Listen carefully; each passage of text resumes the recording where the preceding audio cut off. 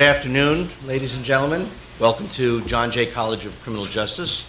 We're delighted you could all be here to join us this afternoon for this very, very important conversation. My name is Martin Horn, and I am proud to be associated with this. I think that the ACLU deserves a great deal of credit for this report that they've issued. I think it raises some very important issues, and I think it is fair and balanced and understands the complexity of the issue. I'll be moderating today's conversation. Let me just say one or two housekeeping things before I introduce our president. First of all, if you go out that door and to your right, there are restrooms. The way today is going to work is that after Ian Kissel makes his presentation and shows the video, each of our speakers will be given 10 minutes, and I intend to enforce it. In fact, I'm auditioning for the presidential debates. I'm going to be very firm about enforcing a 10-minute limit. And then I've got a series of questions that I will ask the panelists to address to the extent all of them choose to. That will be fine, and ask that they keep their comments to the point and brief. We will, I guarantee that we will cut discussion off in sufficient time to allow for at least, not less than, one full half hour of questions from the audience, and if the conversation wanes, then hopefully more. We will have two microphones, and we ask the members of the audience to raise their hand, and we'll have someone bring a microphone to you. I don't think we've quite figured out who that will be yet, but oh yeah, we have. So they will bring the microphones to you. This session is being recorded at least once, perhaps twice, once for the college, and will be available, I believe, on the college's website as a webinar for use by faculty and other interested parties. And also, we would just ask, to the extent that people have their own issues involving themselves or a loved one, that this is not the appropriate forum to get into the specifics of it. I understand that both Commissioner Schriero and Commissioner Fisher have some members of the staff here and have, I think, agreed that they would be available afterwards to hear anybody's specific concerns and look into them. So, it is my great privilege to introduce to you, to set us going, to set the stage for our conversation, the president of John Jay College, my very dear and esteemed friend, and a fierce advocate for justice, Jeremy Travis.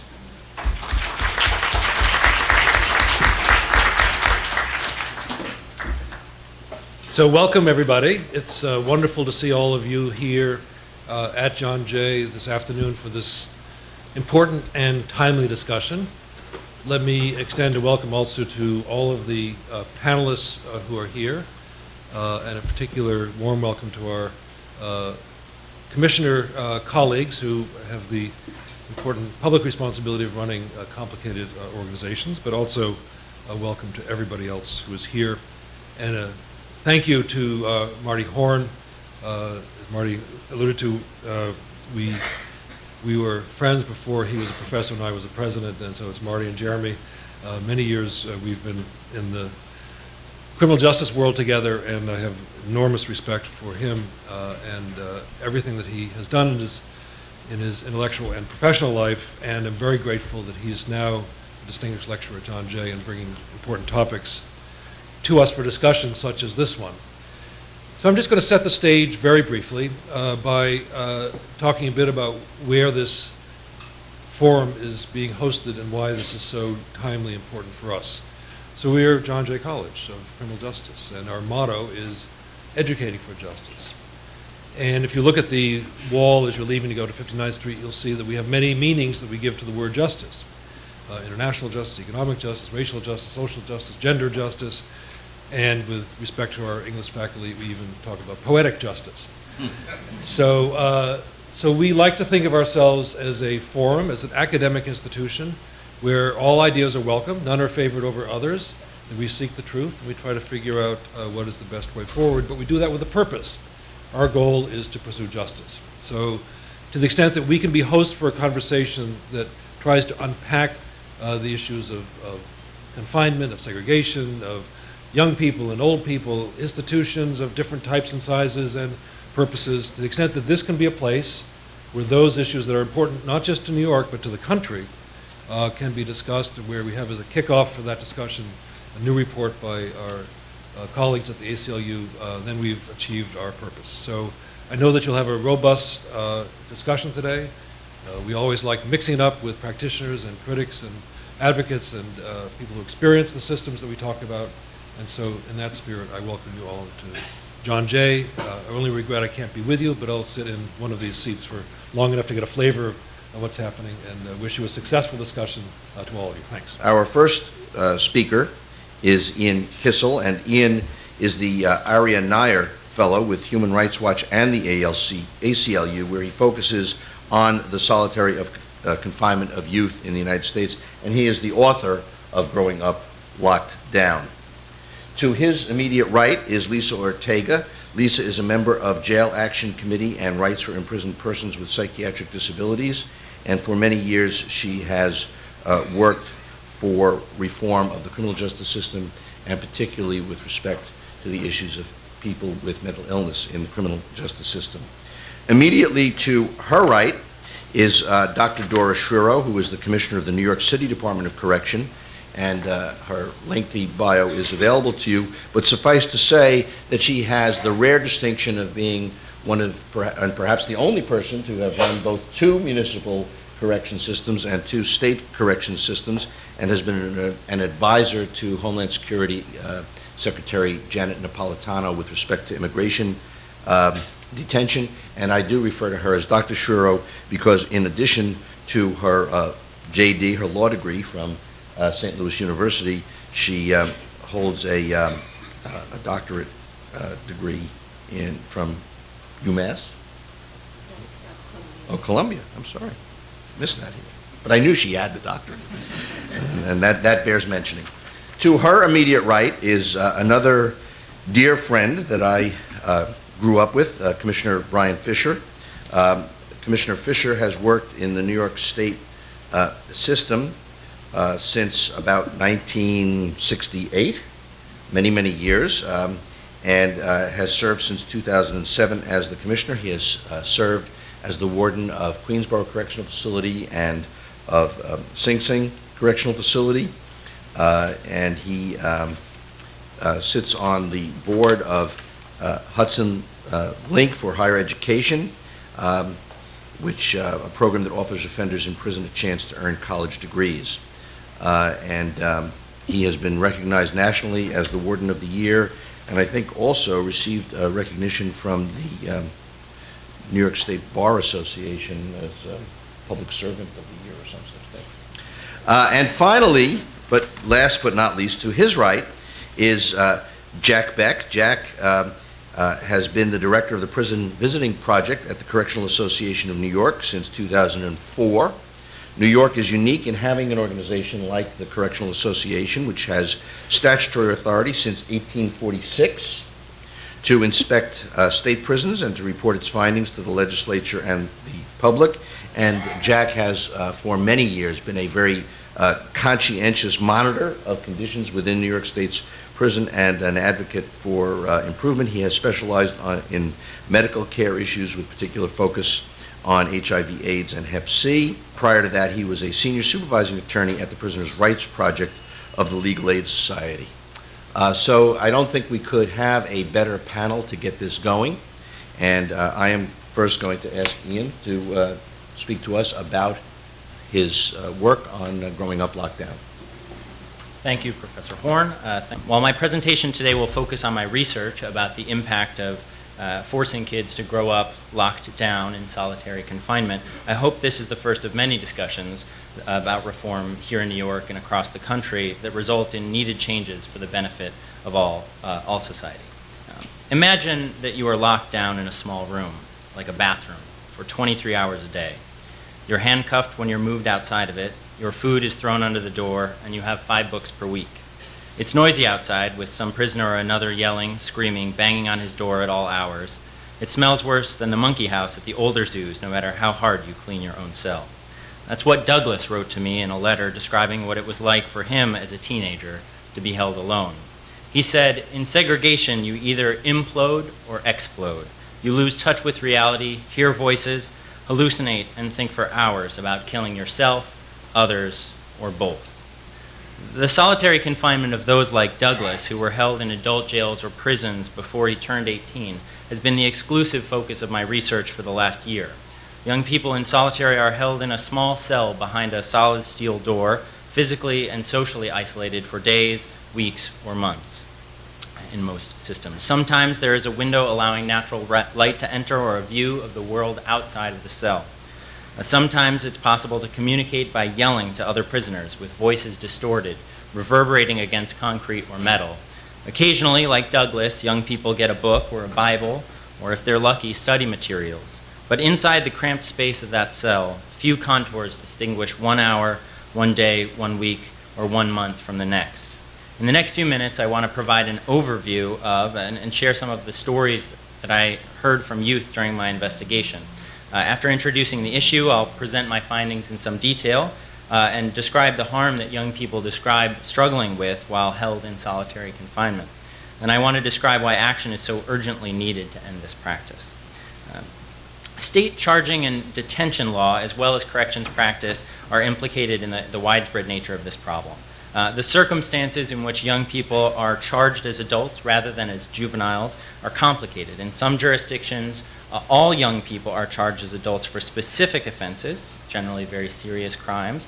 In others, the prosecutor decides whether to charge a young person as a juvenile or as an adult.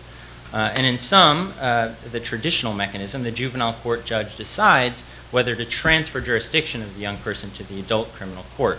Of course, in a few states, such as where we're sitting today, all young people of a certain age, usually 16 or 17, are criminally responsible as if adults, no matter how major or minor the crime. Once held in adult facilities, some states require that young people under a certain age be separated from adults in some way. That's the case here in New York, where adolescents from 16 to 18 in pretrial facilities are held apart from adults. And it means separate facilities in New York City and facilities for teenagers and young adults in the state prison system.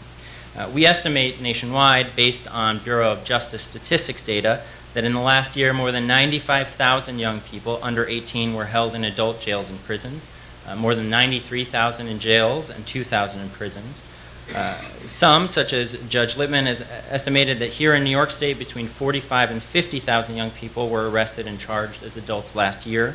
And jail and prison officials across the United States in the facilities that house these young people commonly respond to management challenges by segregating individuals from the general population, often using prolonged physical and social isolation together. Segregation and isolation practices in jails and prisons fall largely into 3 groups. First, those used to punish prisoners. Second, those used to manage prisoners, either because their classification or security level is deemed to require it, or because they are considered particularly vulnerable to abuse. And third, to treat them, such as a threatened or attempted suicide. Now, once people are held in adult facilities, I found that they were subjected to all 3 of these types of segregation and isolation practices, and officials don't usually use the term solitary confinement for these different forms of isolation and segregation. But I found in my investigation that across the country, conditions vary little from county to county or prison to prison, state to state. These segregation and isolation practices generally involve physical and social isolation for 22 to 24 hours a day, including in the state SHUs and in disciplinary segregation at Rikers. Because this is also the definition that's accepted usually for solitary confinement, I use that term. And I spent the last year, as I said, interviewing and corresponding with young people all across the United States about their experience. I was trying to find out exactly how widespread this practice is, and I traveled for weeks to Colorado, to Florida, to Michigan, and to New York and Pennsylvania, and I interviewed 77 individuals about their experience. They'd collectively been held in about 50 jails and prisons in these states. and then corresponded with another 50 young people in 14 other states. So overall, I was in contact with about 116 men or boys and 11 women or girls. 81 of the young people that I was in touch with were between the ages of 25, 30 were under 18 when I interviewed them or corresponded with them. So all very close to the experience of solitary confinement. These young people were accused or convicted of crimes ranging from property or drug crimes to serious violent offenses. Some of these young people were held here in New York, at Rikers Island, and I also corresponded with and interviewed officials to better understand the challenges that they face when detaining and managing young people, including prison officials in all the states that I visited and 98 county jail officials, including either the commissioners themselves or their staff who've joined us here today. In interview after interview, young people that I and their family members were candid, they were detailed about the pain and suffering that they experienced in solitary confinement. And before describing my findings in any more detail, I want to share a video of some of those words. I'm honored, and I think all of us on the panel here are, to have some family members here in the audience with us today. And I'm delighted that Lisa Ortega is here to share her personal experience in a moment, but I want to share these words now. I was held in isolation in county jail maybe 9 months. I don't know the exact figure. I was in isolation for 6 months. So I say 5 months to 2 weeks, most of my time in county. You're alone and just have nothing but your thoughts. Start talking to yourself. Start doing some embarrassing things like drawing on the walls with various body fluids and basically provoking others just to have an argument. Just dumb stuff, you know? I wanted to get out of there. I felt like I wanted to die. I felt like I wanted to hurt somebody. I just wanted to, didn't know how to process the feeling of being by myself without no positive human contact. I kind of went crazy when I was alone for so long. I mean, I've watched the stuff like psychology when I was in high school and stuff like that, about the little kids in Russia that never got picked up as babies and stuff, that do the little thing where they kind of shake like that, and I catch myself rocking in my bed and like, dude. So I mean, yeah, I mean, I can see that the isolation would be kind of not good. It changes you, it hurts you, it makes you depressed, makes you want to act out, makes you angry. It's no rehabilitation. Kevin DeMoss is a young man who was identified as having bipolar disorder at a young age. He's been in and out of solitary confinement since he was 15. It would get better for a short while, but they came to a point where they had him locked in solitary for 30 days, and this was right at Christmas time. And he was so severe that they were using gas and pepper spray on him. At one point, he was strapped down and restrained for 72 hours straight and injected with medications. I have to question why those kinds of things are going on for treatment for our mentally ill. For a full video, which features Professor Horn speaking about the complexity of these issues, you can visit the ACLU has a website for this, www.aclu.org/growinguplockdown, or just Google the title of the report. There are copies of the report available outside with other materials as well. Through my research, I found that young people are subjected to solitary confinement in jails and prisons nationwide, often for weeks and months. Solitary confinement of young people often seriously harms their mental and physical health as well as their development. When subjected to solitary confinement, adolescents are frequently denied access to treatment, services, and programming adequate to meet their medical, psychological, developmental, social, and rehabilitative needs, and also denied access to family contact. Solitary confinement of adolescents is unnecessary, and there are alternative ways to manage young people. I heard from officials at county jails who told me that they hold 100% of young people detained there in a form of solitary confinement to separate them from adults. And I interviewed young people who were held in this kind of protective solitary confinement for the entire duration of their pretrial confinement, longer than a year in some cases in solitary confinement.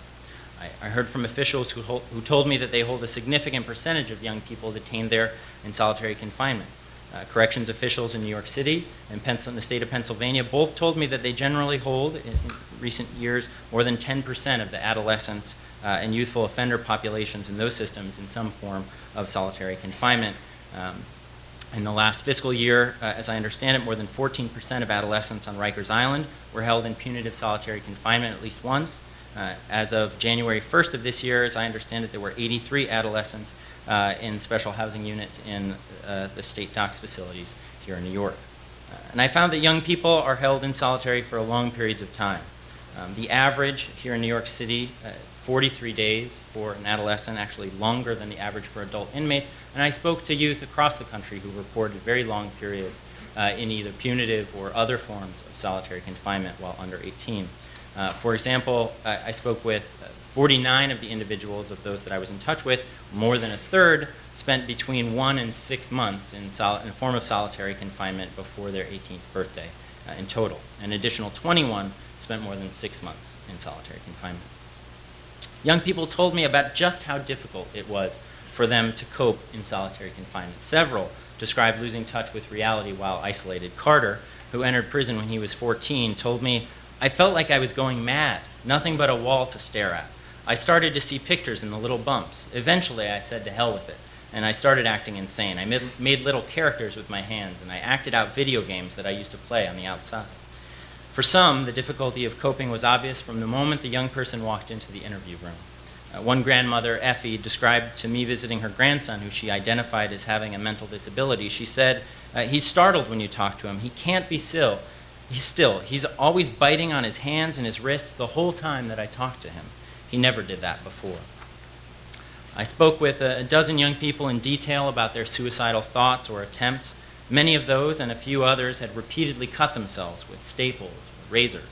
A significant proportion of young people in the criminal justice system enter while struggling with mental disabilities, and solitary confinement makes managing mental health problems much, much harder for those young people. One young man, Landon, showed me his arms when we spoke. One was covered in small cuts and scars. He said that when he was in solitary, I would hear stuff. When no one was around, it was harder to control. When I was by myself, I would hear stuff and see stuff more. Landon said he struggled with these auditory and visual hallucinations for many years, but that solitary confinement, it's not a place you want to go, he said. It's like mind torture. Young people described the solitary confinement brought back memories of past pain and trauma. One young girl, Melanie, who told me she had been in protective solitary confinement for 3 months when she was 15, she said, "When I was 11, I was raped, and it happened again in 2008 and 2009. But she said when she was isolated, the memories came back. I was so upset, a lot was resurfacing from my past. I don't like feeling alone. That's a feeling I try to stay away from. I hate that feeling." Because physical isolation is a defining feature of solitary, it's perhaps not surprising that the practice is unhealthy for growing bodies. I didn't identify a single facility that encouraged the kind of strenuous aerobic physical activity that's recommended by the Department of Health and Human Services. Teens talked about only being allowed to exercise in small metal cages alone a few times a week. In Florida, by regulation, those in disciplinary confinement are permitted out-of-cell physical exercise only after the first 30 days in solitary confinement. A young person told me, I kind of talked myself through it. I paced the room. I learned that walking and talking takes you outside. So I would walk and I'd talk for the first 4 days until I was dead tired. Then I'd sleep for about three days and do it all over again. One young woman told me that she stopped menstruating during her time in solitary confinement. She said, "I remember because when I got mine again, I was glad. It made me feel human, or at least functioning the way things are supposed to be." Young people describe barriers to care and programming in segregation. Not surprisingly, adult jails and prisons across the country have very little, if any, age-differentiated service or programming. What little there is often out of touch or off limits for young people in solitary confinement, and that makes normal growth and development, social, emotional, educational, all but impossible. Young people in solitary confinement across the country do not get the help that they need to cope or adequate access to mental health services or programs. and it makes suffering even worse than it may have otherwise been. One girl told me, sometimes you have to cut yourself to go to medical solitary confinement for suicide watch and get psychological attention. Because if you have a psychological emergency or if you need to talk to someone, they won't let you. So I cut my arm when I'm thinking in my head that I need to talk to someone before I do something that I don't want to do. Yet as one jail official wrote to me, in many facilities, as in his, a youth is treated as an adult for medical, dental, and mental health issues. These failures create significant impediments to quality care for young people whose bodies and minds are changing. Young people describe being prevented from going to school or participating in any activity that promotes growth or change. Only 31 young people reported receiving educational programming of any type during a period of solitary confinement. 14 spent a period in solitary where the only educational programming was a packet slid under their door. 25 reported a period during which they were not allowed any educational programming, and 16 had spent a period where they didn't even have a book or a magazine to read. One said, "The only thing left to do is go crazy. Just sit and talk to the walls." I catch myself talking to the walls every now and again. It's starting to become a habit because I have nothing else to do. I can't read a book. I work out and I try to make the best of it, but there is no best. Sometimes I go crazy and I can't even control my anger anymore. I feel like I'm alone, like no one cares about me. Sometimes I feel like, why am I even living? And this includes denial of educational programming to young people with intellectual or learning disabilities. In some facilities, officials told me that they were not able to identify learning disabilities, and so their ability to provide programming is limited from the outset. And finally, young people reported being denied contact to their families. 21 young people told me that they were denied the ability to visit with loved ones. 19 had spent one period in solitary during which they were allowed to visit, but only while they were in a cage, behind glass, or by video conference. 11 adolescents reported a period where they were not allowed to write to a loved one because they weren't allowed to have paper or a pen or a pencil. Sean said, "It was very depressing not being able to give them a hug. I'd cry about that." Lauren said, "Visits behind glass were torture." Again and again, young people who did get family visits told me that they gave them the will to live. Those who didn't struggled. Young people who don't have the same life experience as adults. They need programming to facilitate their development. Those who have been convicted of a crime also require rehabilitative programming. And all youth deprived of their liberty need family and community contact and programming aimed at reentry into society. The longer that young people are held in solitary confinement, the more egregious these deprivations become. The failure to meet the psychological, physical, social, and developmental needs of adolescents constitutes a violation of fundamental rights in a number of circumstances. The UN Special Rapporteur on Torture and other UN bodies have stated that the solitary confinement, and that is, as we define it, physical and social isolation of young people under age 18 for 22 to 24 hours a day, constitutes cruel, inhuman, or degrading treatment. And ACLU and Human Rights Watch endorse the view that there's no reason, administrative, protective, punitive, or medical, to hold a young people for 22 hours straight, let alone 24. Such treatment violates the obligation to treat young people deprived of their liberty with humanity and respect for their human dignity and status as children.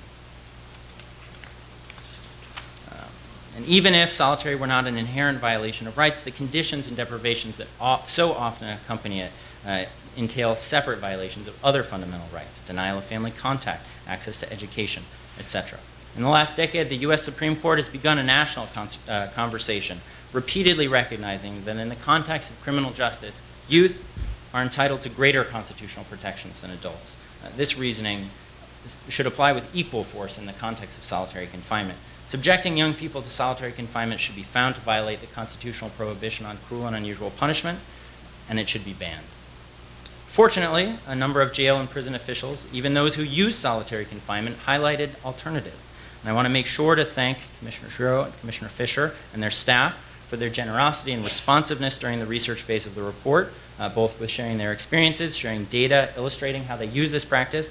For those of you who have read the report, you no doubt you should have gleaned that both departments were very helpful and open in sharing information. You probably found more information about New York than other states in terms of data, and this is to the credit of the Commission.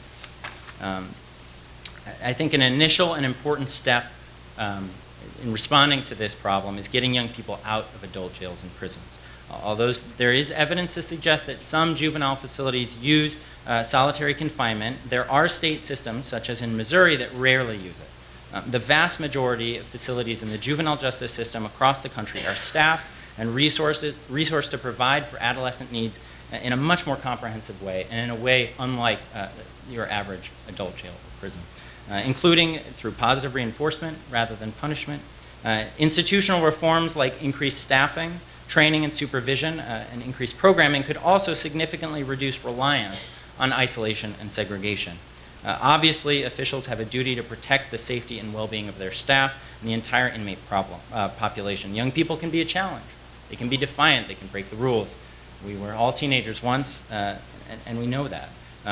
I don't envy the task of managing a small or large facility that is charged by the legislature with managing a young person under 18 as if they were an adult, or in the context where you're managing other adults. And certain forms of segregation and isolation may very well be a valid tool for correctional use. But any use we feel should be strictly monitored, used only for the shortest period of time, and the goal must always be to return the young person to the general population. It must never be so extreme to constitute solitary confinement, and we believe it need never be. I just want to stress a few areas for action and to advance these general goals of getting people out of solitary confinement, banning solitary confinement, getting people out of adult facilities, banning solitary confinement, and then strictly limiting and regulating other forms of isolation and segregation. To reiterate, state legislatures could ban this practice, as could jail and prison systems, or those who regulate them, together with those who regulate them, and they should. There are a few other actions I think that could be pursued by corrections officials, as well as oversight agencies and state legislatures. I think in terms of immediate reform of penal institutions, there are really two themes here. One is, I think we must develop specialized disciplinary rules for young people under 18 that avoid prolonged isolation and segregation, and that expressly take age and needs into account. They must provide a range of alternate behavioral management techniques, including positive behavioral management and differentiated and proportional sanctions that take youth into account.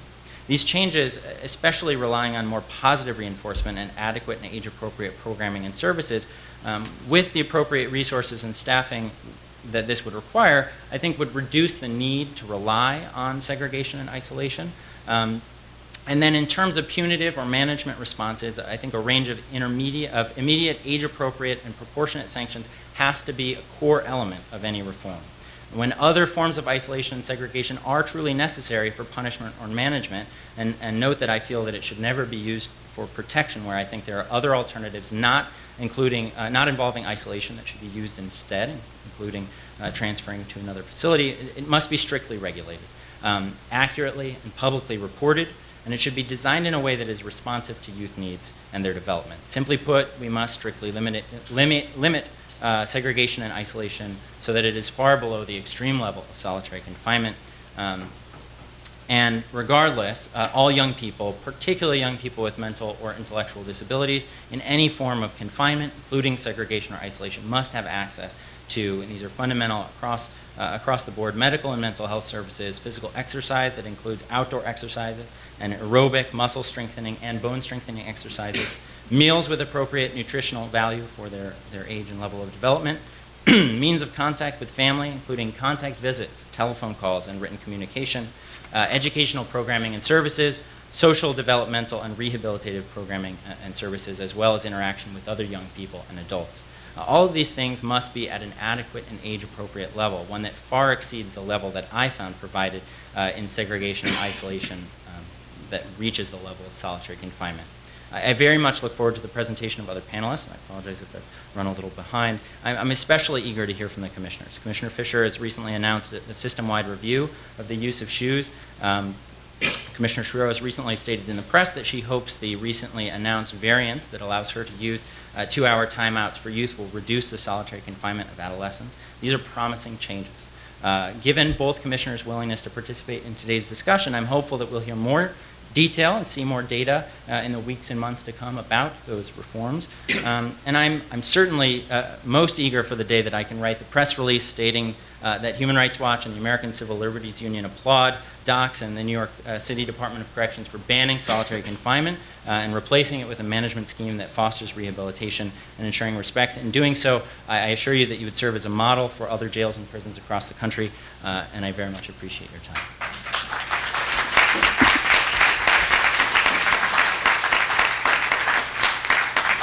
Thank you, Ian, and not a problem with the time. We budgeted some time for you. I forgot to ask everybody to turn off your cell phones, etc., the usual, so please. And I'm now going to ask each of our other four panelists to spend about 10 minutes speaking to their own experience and their reaction to the Growing Up Lockdown report and what other thoughts they may have with respect to the use or reduction in the use of physical and social isolation. We'll begin with Ms. Ortega.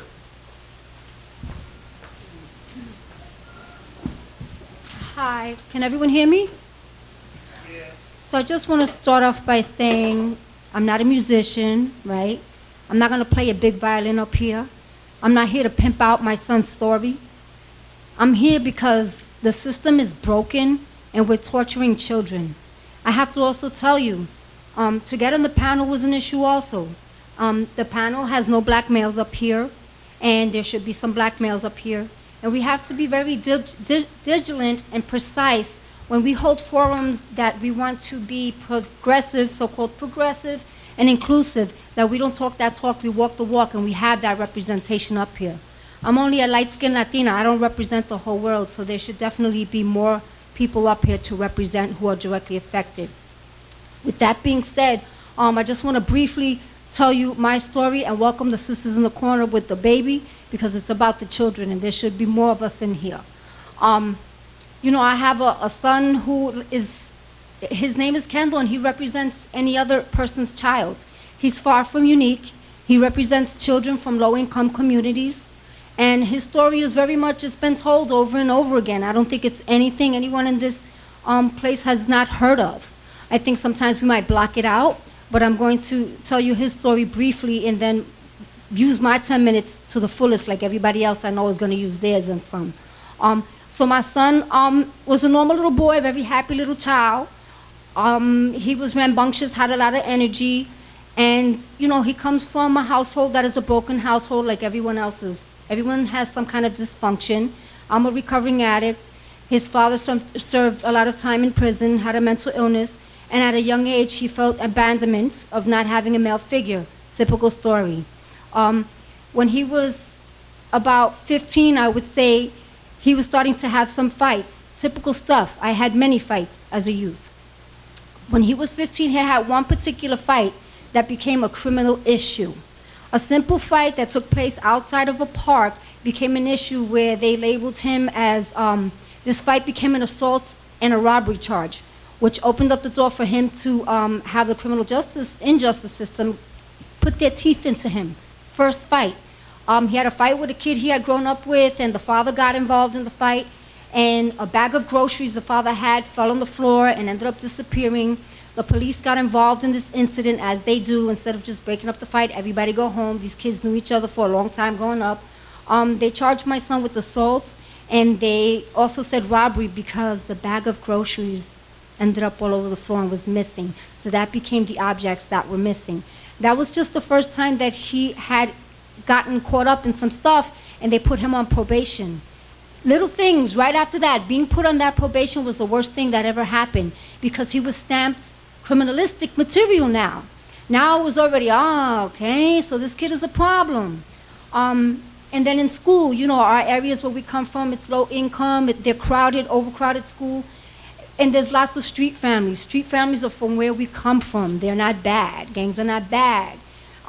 Kids grow up in street families because they are substitute families. Police are street families. Fraternities are street families. Sports clubs are street families. So right away in these schools, they had different street families, so kids would fight with one another. So the fight started escalating. I tried very hard to remove him from the school, and the Board of Education was just as bad as the criminal justice system. Even with the resources I have, which are not money, but knowing the system and how it works, I still had a difficult time having him removed. I kept talking to probation, asking them to please help me remove him from the school because I knew something bad would happen. And by the time that happened, little incidents kept popping up. He got these minor arrests. When he got stopped for jumping a train, he gave a fake name. That was impersonation. So all these little charges started building up. All these little things to make this child, who was a normal child, I've hopped the train several times and continue to do so sometimes.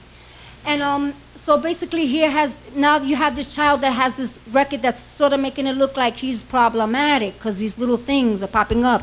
Now from regular probation, it's supervised probation. It's a different level of probation. And he was caught carrying a gun.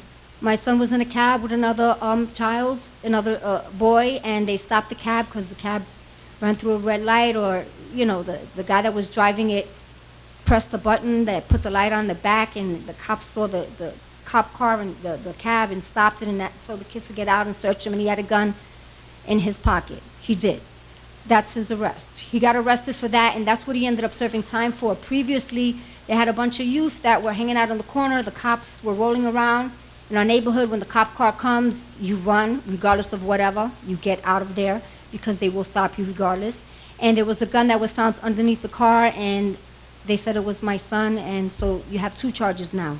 2 felonies, 2 charges on a child who is 16 years old. He ended up going into Rikers. Now, mind you, let me tell you all, right? I'm not justifying anything that my son did. I'm just saying there has been worse crimes committed against us from institutions that has gone by without any kind of repercussions. My son should not have had those guns regardless. He is one of many children that get caught up with these tags and labels. So he ended up going to Rikers, and long story short, he ended up the first time going to the box, and the timeline, I will tell you, it's meshed for me, because the traumatic experience of being a mother and also having a young son at home and having a 7-year-old grandson, worrying, you know, what's going to become of them when they become that age. And my son was really suffering. The first time he went in there was something as simple as he asked to see the medical, because he had been feeling sick. When I went to visit him, he had like white stuff around his mouth. Come to find out later that he has diabetes. Nobody in our family had juvenile diabetes, but he had it. And he was always sick, and he had circles under his eyes, and he kept saying, yo, can I see a doctor? Can I see a doctor? And they didn't let him see a doctor. He kept asking for the form. I'm calling so he can get a form. And the captain, he finally said, yo, look, can I get a form so I can see the medical? And the captain said, no, you can't. And my son said, F you. Or what the F? You know what I'm saying? So when he said that, that gave him time in the box. And let me just tell you that a lot of times they don't even register when kids go in the box. It's not like it's always in the computer. You're going to hear a lot of things that they're going to tell you that they do, and a lot of progressive stuff that's happening in the inside. And those of us that have people in there know that that's not the case. That's really not what's happening. So that's just one of the times that he got put into the box, and I can tell you while he was in there, he had 2 suicide attempts. And my son was always one that he thought he was beautiful. You know, he was a little light-skinned, half black, half Puerto Rican child, so he thought he was the stuff with his little braids, and he would never harm himself. He was always about how he looked. And at one point he was like, Ma, I can't take it no more. I can't do it. And he told me, I'm going to hurt myself. I'm going to get out of this. I'm going to hurt myself. I don't even care no more. I don't want to live. And that really scared me, because as a mother, that wasn't his MO. That was like the last resort. And when I called to tell them that he had said that, I got real sarcastic remarks and a chuckle like, yeah, that's what they all say because they want to get out. And I can tell you that he was put in the box at one point completely naked, right? He had nothing. He didn't have a toothbrush. He's like, I don't even have a toothbrush. He had no reading materials, and they're supposed to give reading materials. That's something that they're supposed to have in there when the box. He didn't have that. He didn't have a pencil. The food was cut in half, mind you, so the portion was nothing. There was times where he told me he got fed once a day. And let me tell you, I believe this because we're from the neighborhood, and our neighborhood children are in there. And it's not just my son saying this. This is coming from many different adolescents. The adolescence is worse than the adults because That's all they do, is put them in the box for anything. Horseplay, if you speak back, if your cell's not right, any little thing you do, it's the box, the box, the box. There's a waiting list for kids to get into the box. So kids always have that on their mind. And then you have like this rollback time type of stuff. So let's say you leave Rikers and you come back and you owe box time, you're going in the box. And kids are petrified of that. So this is basically, what I'm sharing is the story that all the adolescents can tell you. This is not made up stuff. The abuse that goes on, I know when I was speaking to Ian and we were kind of preparing like what it would look like, what are some of the bullet points, he said try to really keep it on solitary, but you can't just keep it on solitary because there's some other things that go with that, like the root causes of why our kids are in there. And when you're going to hear later on the panel things like we need to have order, we need to control, and about certain rules. There's a saying by someone anonymous, I don't know who it is, and it says it's easier to kill 1 million people than control 1 million people. And I feel like a lot of that pertains to solitary confinement. There's no compassion in prison. There's no compassion in jail. And we're talking about children that are growing, right? So my son, I'm a $130, right? I weigh about 130, 120 something. My son is my size. He's my size. So imagine when I go to visit him on a visit and my son weighs now 115 in a matter of 2 weeks. His eyes are sunken in. One of his braids actually came out. He was able to pull one of his braids out for lack of food. He couldn't stand straight anymore. His posture was kind of like, I got that no hope kind of posture, you know, where you just like your arms down. He had a walk to him that was like just a slow kind of gait. There was no light in his eyes. When I tried to give him direct eye contact, like, look at me, I want to talk to you, like, how you doing?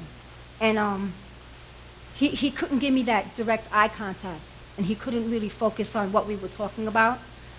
So basically, I have the little 2-minute sign here, and I'm going to comply because I want to hear from you guys what you feel. Basically, I'm just up here to make sure that we're represented, and so that you can take off your intellectual hat while you hear these people up here speak. Because I need to let y'all know I'm not comfortable sitting up here. I'm really not. Because I have aggression and I have anger. And I'm going to tell you, the young people that are being tortured, they're coming out too. And they're going to have a lot of anger because of what's being done to them. So if people are scared now by what media and what the lies are being told about our people, you better be more scared because they're going to come out very, very angry with what's being done to them. And I thank you for listening with an open ear.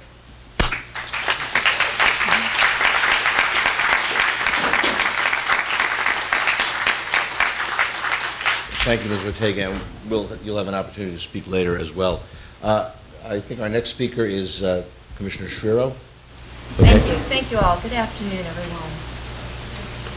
Thank you. And Lisa, thank you for your story. I very much appreciate it. I can imagine what you've been through, Mom. Great job. Wait for you. Yes, sir. I will comply too. So as you heard from Professor Horn, I've been jailing for a very long time. I've spent almost all of my adult life in secure settings, jails and prisons. And in all of these places, I've looked for ways to improve practices, and where possible, as the highest goal, is to figure out if there's a way to actually put ourselves out of business, which is something perhaps we share with each other. Those kinds of reforms, the traditional ones, are through diversion and sentencing at the front end, and better preparation in facilities, and better discharge planning, so that when individuals go home, that they are much better positioned to stay home and never come back into the system again. Other kinds of reforms in which I've been involved, very specific to today's conversation, is in Missouri, where I served as director a long time ago. We mainstreamed all of the capital punishment prisoners who were in a death row, abolished the death row, and operated them in general population. So you're hearing great stories about Mississippi today, but the good news is it's been occurring in other places as far back as 20 years. 10 years ago, when I served in Arizona, the gang members who were validated gang members were placed in punitive seg, and there we made changes as well, where through programming they were mainstreamed back to general population. And just within months of rejoining New York City, shut down the close custody unit, which was New York City's administrative segregation. Reforms that you know here are occurring in Colorado. So perhaps we have more in common than some might think. In every jurisdiction where I've worked and all the ones that I've traveled, the fundamental charge is always the same: to keep the places safe and secure throughout all of the inmate time in custody, and to provide the very best skill building opportunities and discharge planning from the first to the last day. Now, in the course of that day, here in New York City, we have over 12,000 individuals who are incarcerated, and the number gets bigger in the course of a year. It's about 85,000 who both come into jail and leave jail every single year. So we touch a lot of people. The adolescents in particular are a very, very small group. They're about 7% of that total of 12,000, give or take. And so that's about 800 young men and women in the course of a day. And as Lisa has described, and as others will talk about, they are challenging. They are a handful. They are involved in over 25% of all of the incidents or infractions that occur inside a jail. So who they are as kids is also who they are inside. But there's some other things to tell you about this group that I've come to know. 16 and 17-year-olds, which is the particular focus of this report, make up about half of the 800, and the rest are 18 years of age. So it's about split between the two groups. Some things that they all share in common is of all the inmates who are admitted, they tend to have the most serious of the criminal charges facing them. And those are robbery 1 and 2 and assault and possessions of weapons. So those are the most frequently occurring charges. The young people tend to stay in jail a lot longer than the adults, in part because they have more serious charges and so typically higher bail, but also because the court tends to move much more carefully, thoughtfully with them. The good news of sorts is that at the end of all of this, relatively few end up going to the state correctional system. It's about 10%. And so the court really does a lot of parsing out and makes a lot of referrals and deferrals. Several other things about this group that Ian and others have touched on is that a large number of them have been diagnosed by the Department of Mental Health, with whom we partner, as mentally ill. And this is something that I've been greatly concerned about and very actively involved in. I look forward to those conversations. And so the diagnoses of mental illness continues to increase from 16 to 17 to 18.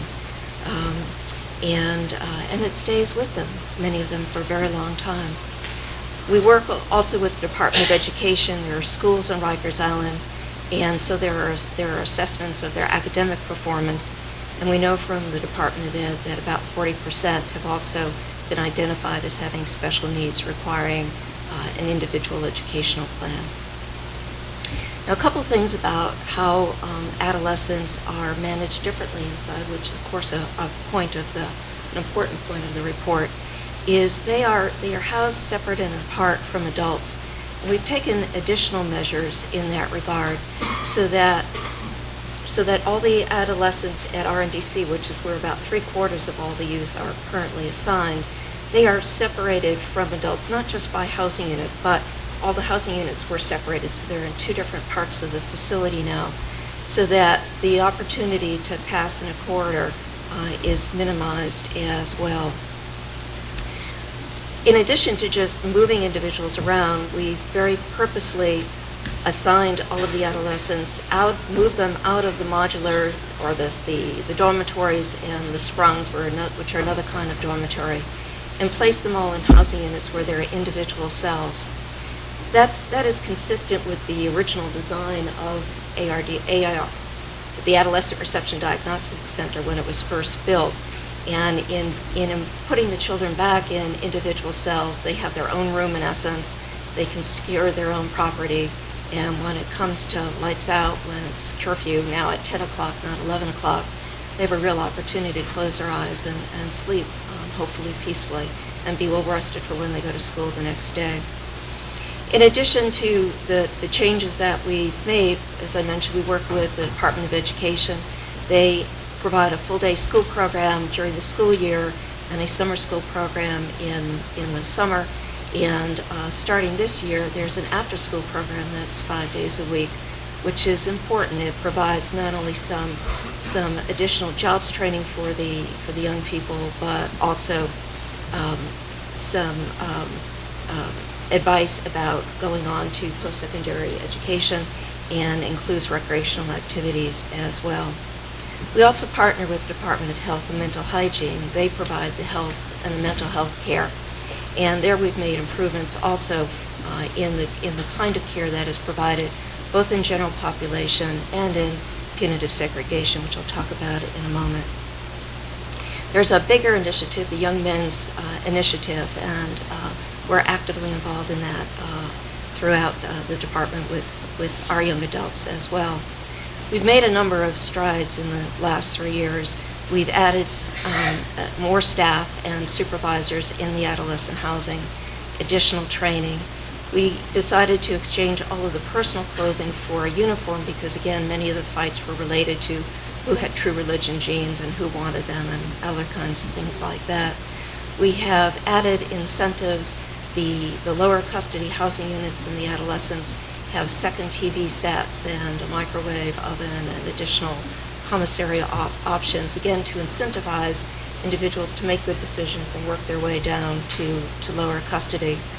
We've reformulated a hotline, which is used by the adolescents not only to make complaints, but to answer basic questions. And in addition to that, we created a second inmate council at RNDC so that they had their own time and their own space with the warden on a regular basis. Some of you may have heard a recent announcement, this one was quite big as well, where we secured private monies so as to fund a wraparound program that provides behavioral training. It's currently rolling out. About half of all the adolescents in the department are participating, and by January, when it's fully rolled out, there are funds and staff available to provide this service for all adolescents through their incarceration, and if necessary, that they can continue with their community providers out in the street. Now, with more intervention and better prevention involving young adults, we're starting to see some really very important and positive results. We've had about a reduction, thank you, of a third in terms of the number of fights and other incidents that are occurring, and that's resulted also in fewer injuries to other adolescents, because fights and horseplay, some of the things you heard about, are really critical because other young people get hurt in the process. It also means that there are fewer responses by officers, and that's a good thing. It all nets into fewer infractions, and we are at this point ready to shut down one of our disciplinary segregation housing units later this fall. With time growing short, there are a number of other steps that we are taking to make improvements. Ian mentioned the timeout or the temporary cell restriction, which required a variance from the Board of Correction. There are other kinds of variances that we plan to seek where we think we will see additional positive benefits. For example, being the equivalent of grounded, which is something longer than a timeout, which is non-punitive. It does not result in a disciplinary record. A timeout would. It would be a part of a day, maybe part of a weekend, in your room, but again, with all the amenities associated with your room, and again, not punitive segregation, and certainly not for the same amount of time. The last thing I want to say is about the report.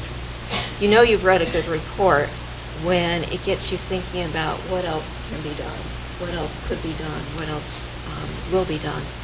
And in our world, when we talk about safety, we're thinking first about physical safety, making sure that none of the people in our custody is hurt and that none of the staff who supervise them is harmed either.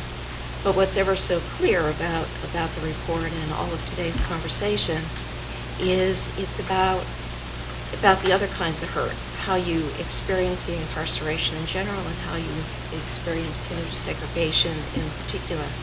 It's about how safe you feel, how sad you feel, about how mad you feel. And getting to these root causes and to these root results is what the report and today is all about.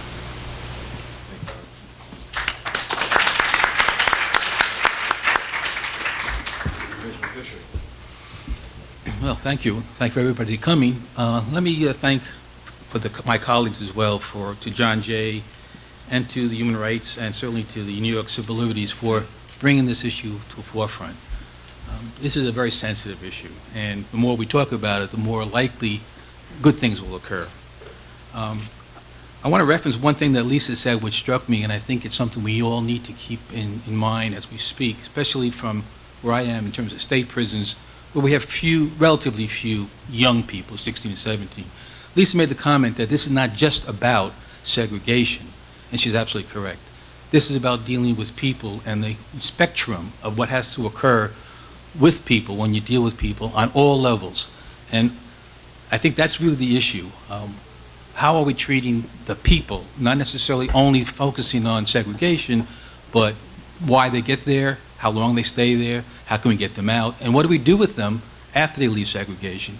So I think Lisa's comment was excellent. It's more than just who we lock up and why, and I'd like to focus on some of that. Particularly, Mr. Horn indicated how long I've been around, and to be honest, I have spent my entire life in the New York State correctional system. When I started, there were 15 prisons, about 20, maybe 15,000 inmates. At our heyday, we had over 70 prisons, 71,000 prisoners. Today, some of my legacy will be that I've closed 10 prisons over the last 6-7 years. We're down at 56, but imagine, that's 56,000 felons. And I have seen us go up and down. I've seen us do good things and bad things. I just want to emphasize that, like the city correction system, like the Correctional Association keeps us on our toes, we're talking about a system that's constantly changing. And I really want to stress why I think it has changed and why we're getting better and why we can talk more openly about segregation. Through better diagnosis, training, and resources, we've come to recognize that we have so many special needs of the inmate population. We now acknowledge, think back 10 years, 15 years, we now acknowledge and provide services to inmates with mental health, serious mental health issues. Some who are visually and hearing impaired, have developmental disabilities, are medically compromised, and in some cases, cognitively compromised. We consider an inmate's age, his or her educational limitations, and his or her sexual orientation.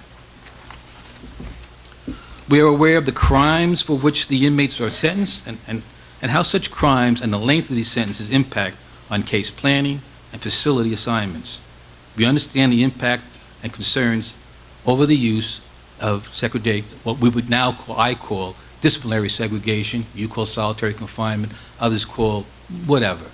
It's segregation. New York State houses people 16 and 17 years of age in adult state prisons.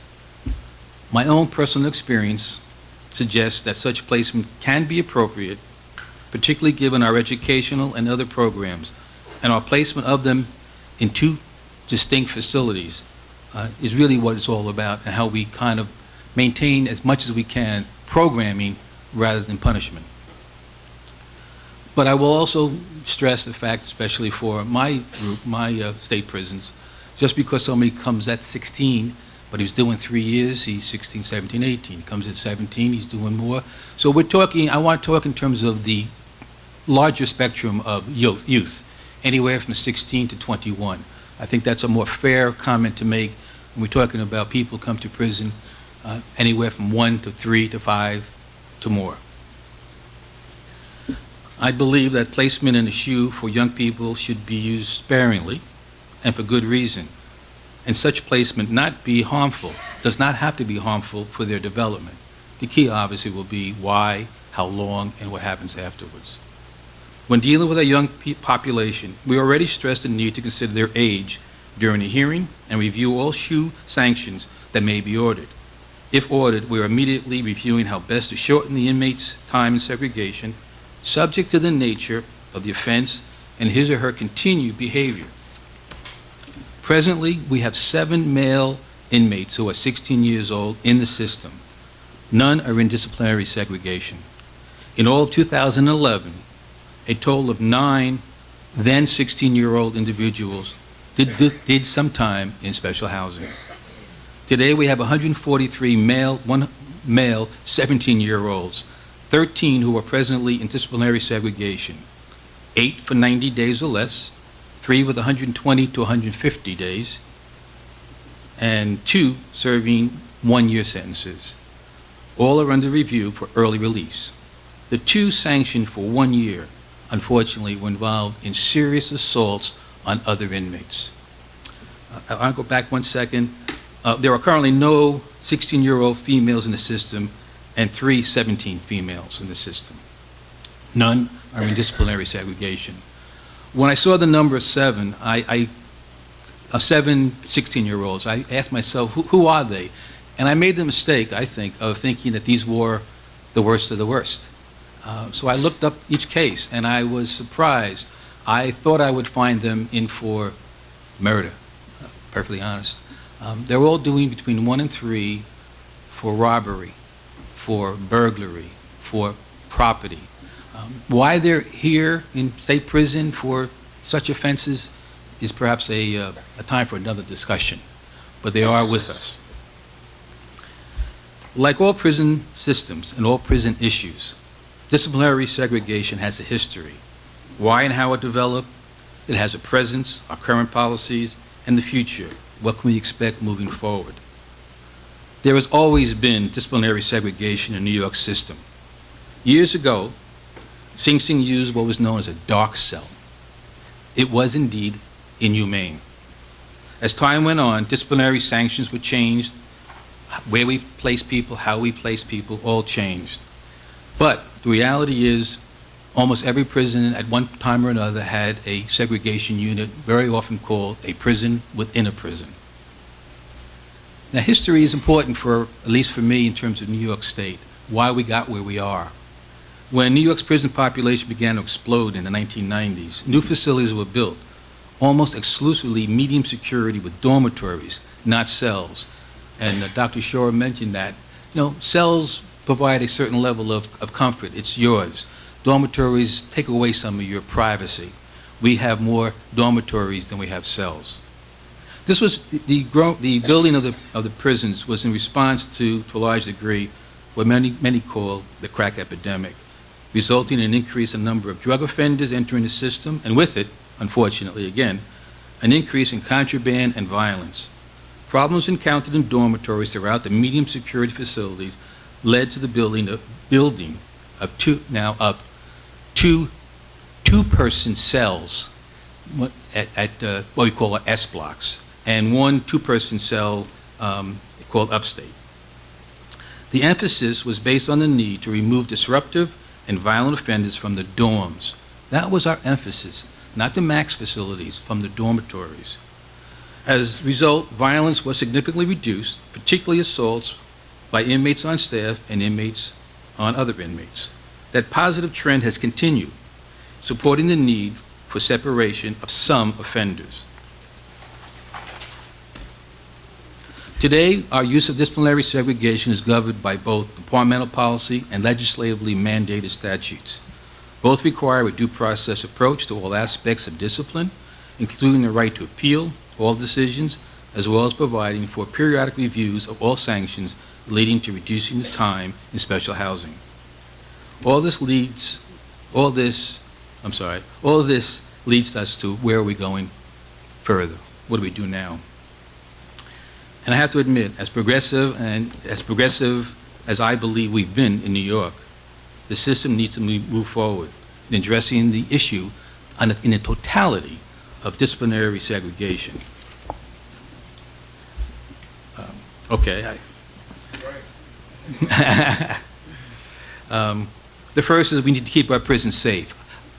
I cannot stress as the commissioner two factors. I have to keep the prison safe. If there's no safety in a prison, nothing else occurs. The second issue is a concept that many of you will know about. It's called failure to protect. It means that staff and I have a legal obligation to protect inmates and staff from being hurt by anybody else. I have to acknowledge that the report by the New York Civil Liberties Union has clearly raised the issue of solitary confinement for us. I'm not going to argue over the terminology and all the statistics, but the fact remains we do need to move forward and come up with what I would call new alternatives, new thinking, considering the fact that we have some limitations on staff and resources. I will stress in my short time, one of the things that you will find us, meaning New York State Corrections, doing with the segregation issue is using the model that we have created and is considered a national model on how we deal with the mentally ill persons and segregation. A mentally ill person does not spend time in disciplinary segregation. Those persons, diagnosed persons, are removed from disciplinary segregation and placed in what we call our residential mental health treatment programs. We took a concept, we agreed, we acknowledged there are individuals who do not belong in disciplinary segregation. We started with the mentally ill. Clearly, our next level is everybody else. One last comment I'd like to make in terms of some of the statistics that were thrown out, just again, so you understand a little bit of my perception. Very often people will say that people go into special housing because they violated a rule like smoking, or they violated a rule of being out of place. Our own analysis, and something we're looking at in much more detail, is that on any given hearing, the number of charges averages 2.5. Rarely does someone go before a hearing officer for a single event. And what we are seeing, and statistically we have to look at very carefully, is while the person might be going in because he was out of place, that was a secondary or third issue. The real issue was something much more serious. So in conclusion, I think you will see in the next few months our willingness to step forward and come up with ideas. And as we've done with the mentally ill programs, we will be reaching out to people like Correctional Association, PLS, and Human Rights, and we will present our position and ask for comments. And I think in the end, we will all be better off for it. Thank you.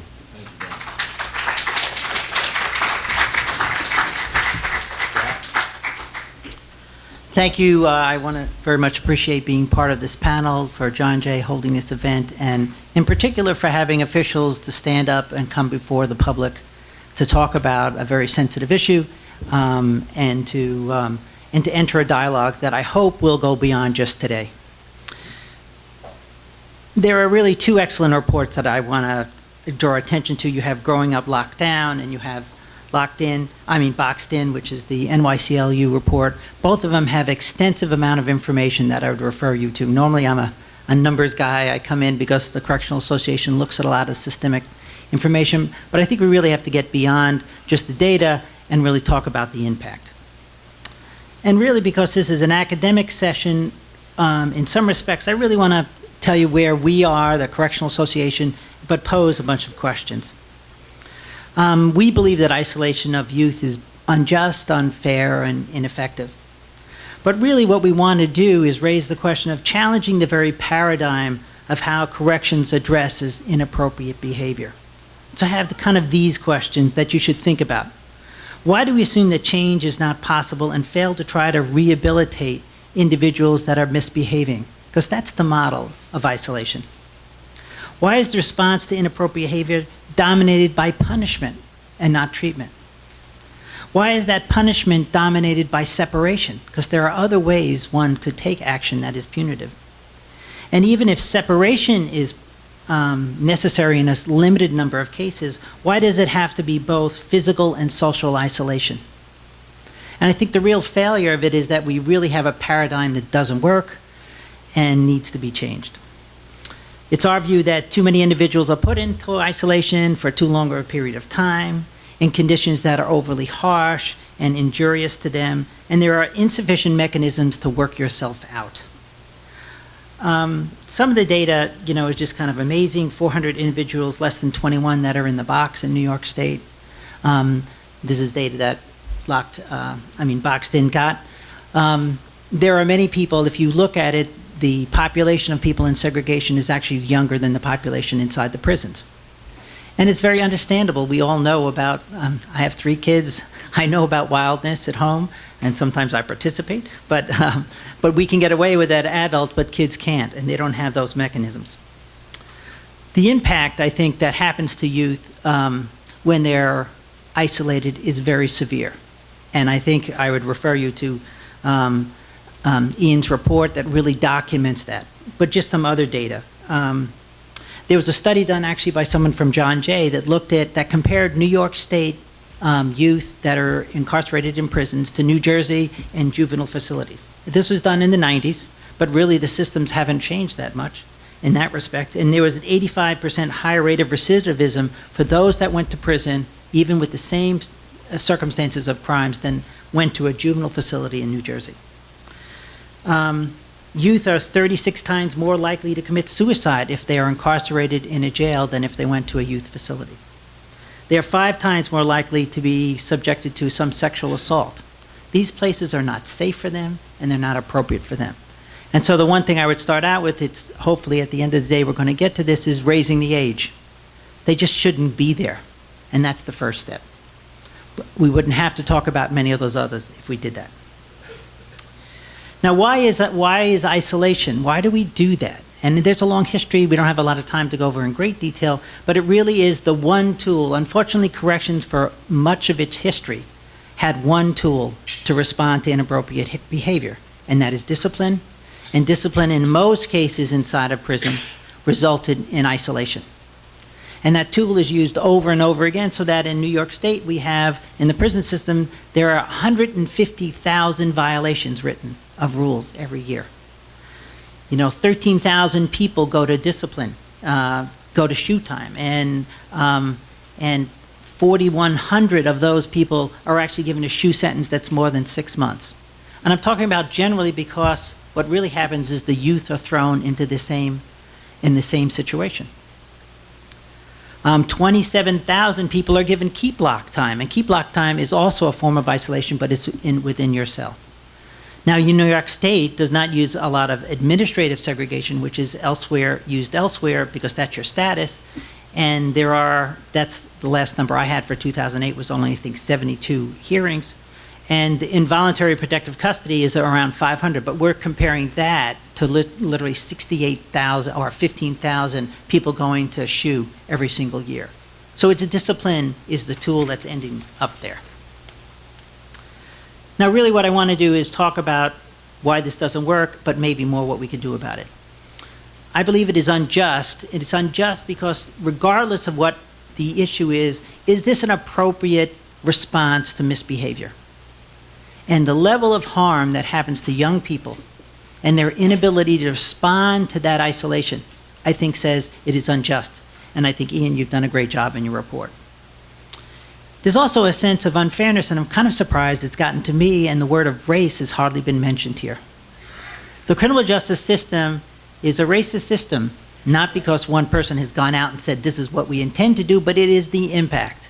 50% of the individuals who go upstate are African American. That's much higher than what they represent in the population. But that same racism goes even further. 59% of the people that are in serious disciplinary units inside the state system are African American. And I was looking at just the 16 to 18-year-olds, and 3/4 of those are African American. That same bias goes on with punishment, punishment, punishment. It's also unfair because the disciplinary system itself is not terribly fair. 95% of the people who have a violation are found guilty.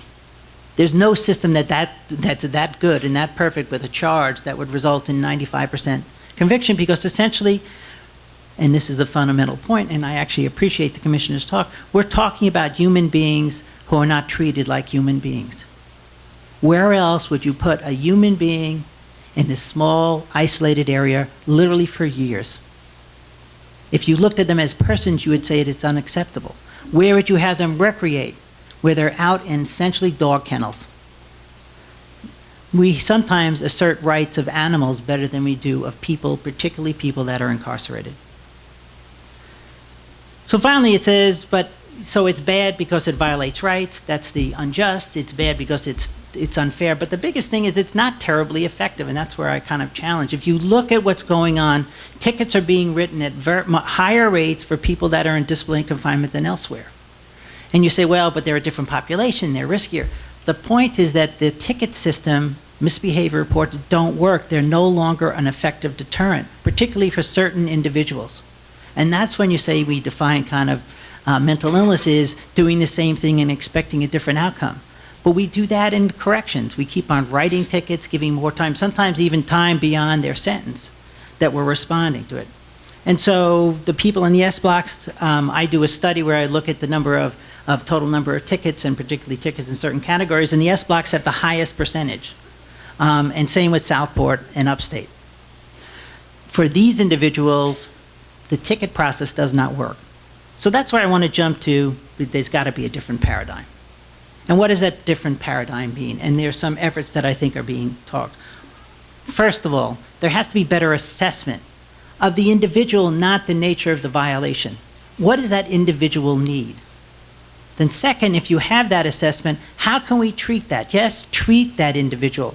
Because what is our goal here? The goal is to correct inappropriate behavior. Isolating someone, torturing them, when is that a way to correct behavior? It just doesn't happen. And there are many models out there that are starting to show that. Mississippi, they cut their disciplinary confinement. 2 minutes? Got it. Got the message. Did we all get that message? So Mississippi, they cut their isolation by 75%, and violence went down 50%. Maine had a substantial reduction in there, and they released a large percentage of their population in disciplinary or in isolation, and they didn't have any increase in violence. The Vera Institute has this whole project that's looking at segregation reform across the country, and there are several states in which they're operating. There are models, and what do those models essentially entail? So let me jump to it quickly. There's assessment. Second, there is staff buy-in. You cannot just come in and take the same people that have been dealing with the incarcerated population and say all of a sudden, oh, you're going to treat them as your buddy. It doesn't happen that way. There has to be a really concerted effort by outside consultants to come in and sell a program and have staff involved in the development of that program. When they deal with youth like in Missouri and elsewhere, it's most effective when there is regular interaction. I walk all these S blocks in shoes. There's no interaction between staff, hardly any. They found because the essential piece of a human being is their social interaction. That's what makes us different. And when you take that away, you're taking away a central part of who we are. There has to be incentives for positive behavior as the primary tool for change rather than punitive. There has to be graduated sanctions for inappropriate behavior. And most importantly, and this is the piece I feel most strongly about, there has to be therapy and counseling. The youth that are involved in these situations need help how to control their behavior, how to deal with their anger and frustration. You're not going to do that by isolating them.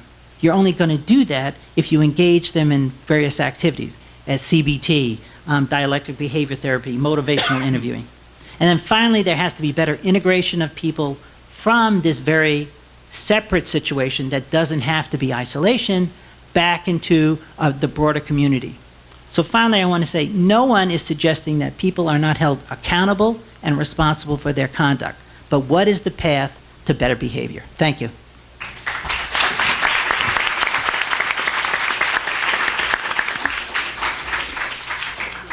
Thank you all. And Jack, let me begin my questioning, and we will certainly leave ample time for the audience to ask questions. But given these last several points that you've made, with which I agree, as things now stand, let me say that, as things now stand, does the system, either the state or the city or both, and I know your familiarity is greater with the state, have the staff and resources to do what you suggest? That's actually a very, very good question. I've been, everybody talks about, I've been doing this work in New York State for 31 years. I've gone to the box for 31 years. And I've seen people, with feces on the wall, screaming, cutting up. When you ask about resources, the question is, how do you get to a different paradigm? You never get to a different paradigm by saying, okay, I'm going to maintain everything that I'm doing now and then adding onto it. You have to do a transition. I think the Mississippi story is a perfect one. What they did is they went in there and they did a major assessment of that population.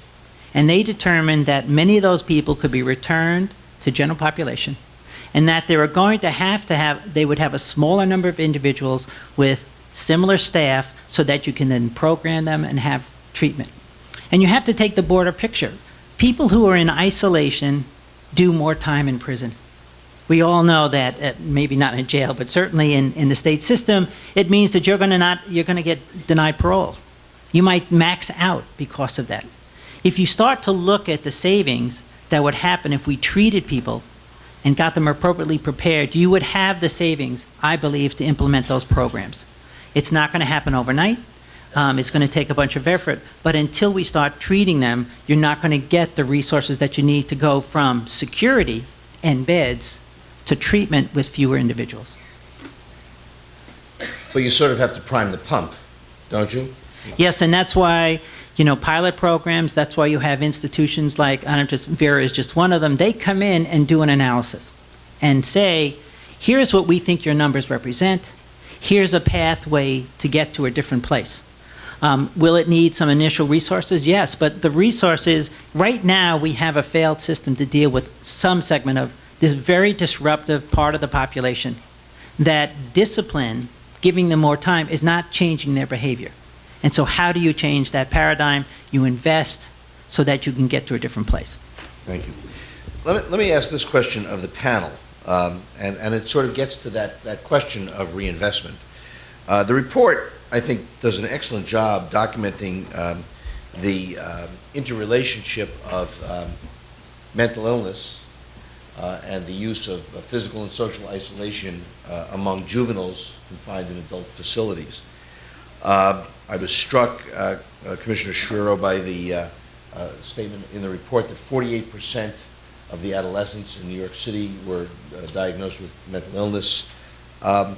And I've certainly felt that it is clear that in 2012, throughout the United States, corrections facilities, jails, prisons are being asked to be the primary provider of acute mental health care, the first line.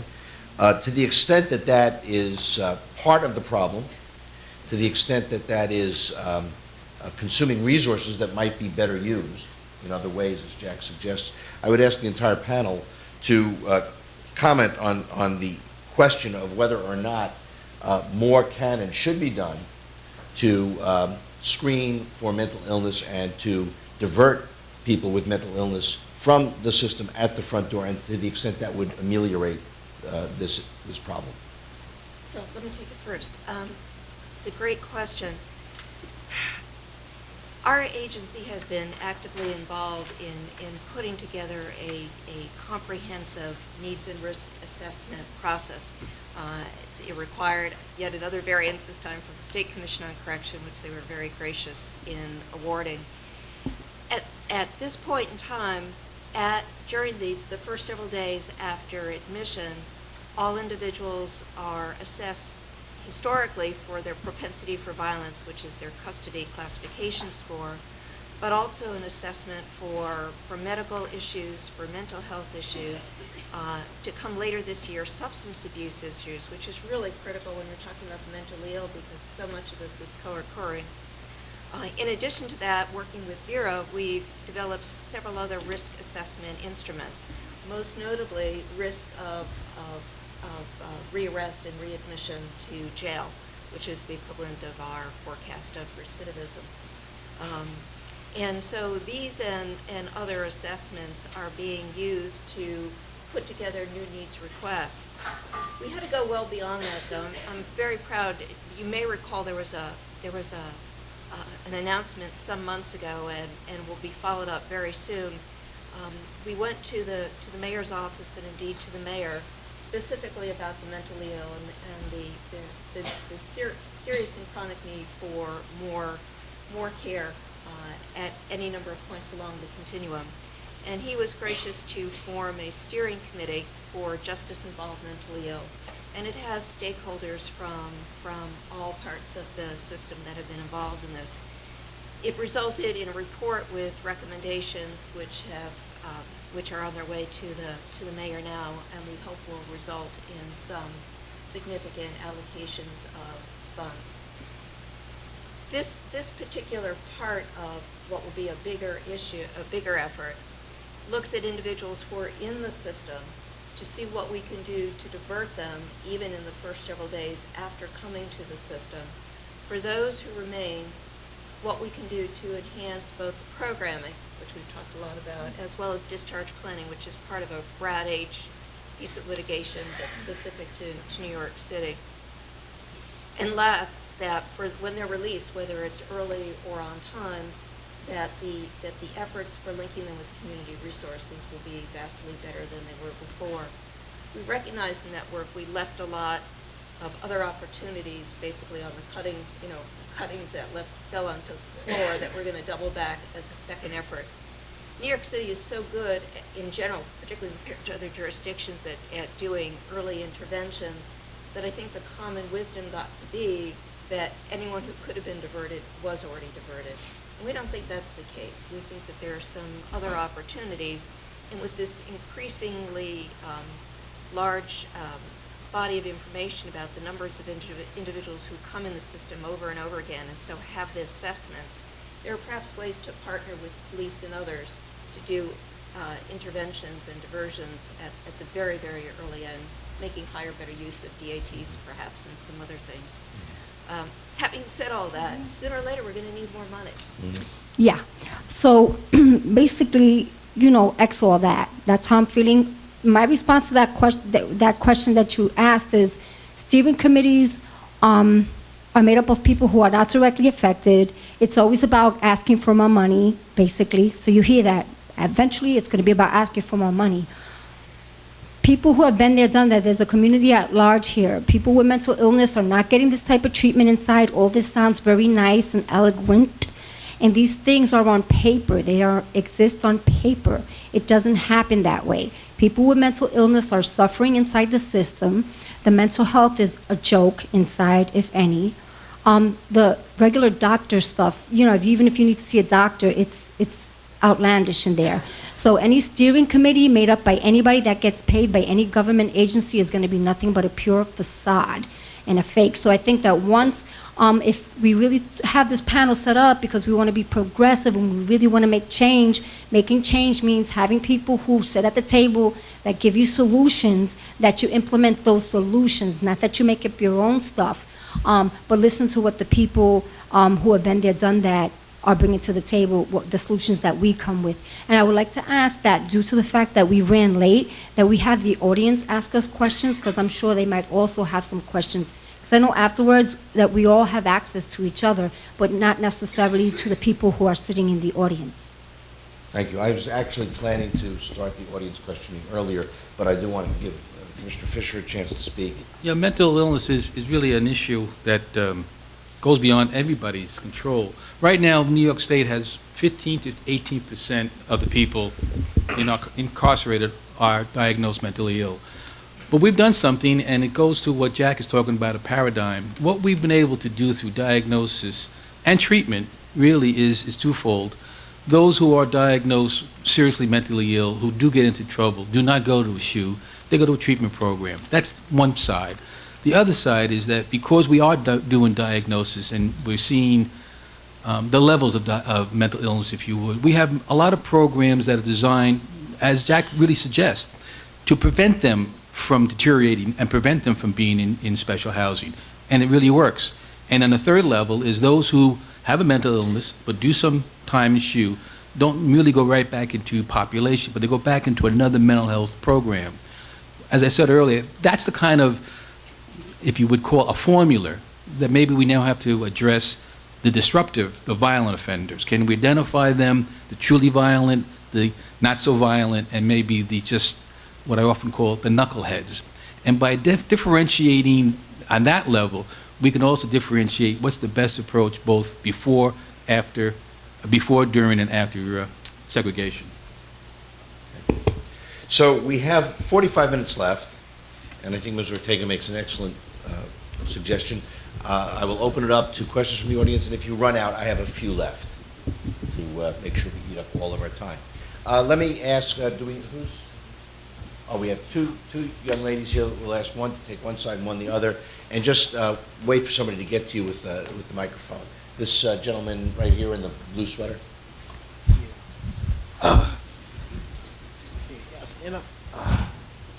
Yeah, Mr. Beck. Right, you, Mr. Beck. Just, I agree with what you're saying that racism still exists in the correctional facilities and all that stuff. And I agree with you that like the biggest percentages of Black or African Americans are incarcerated. But I agree with you saying that the correctional facility is racist. I agree with what you were saying. I just wanted to tell you that I've been locked up a couple times. I've never been in solitary confinement. I've been locked up for some petty crimes, saying walking between cars and disorderly conduct.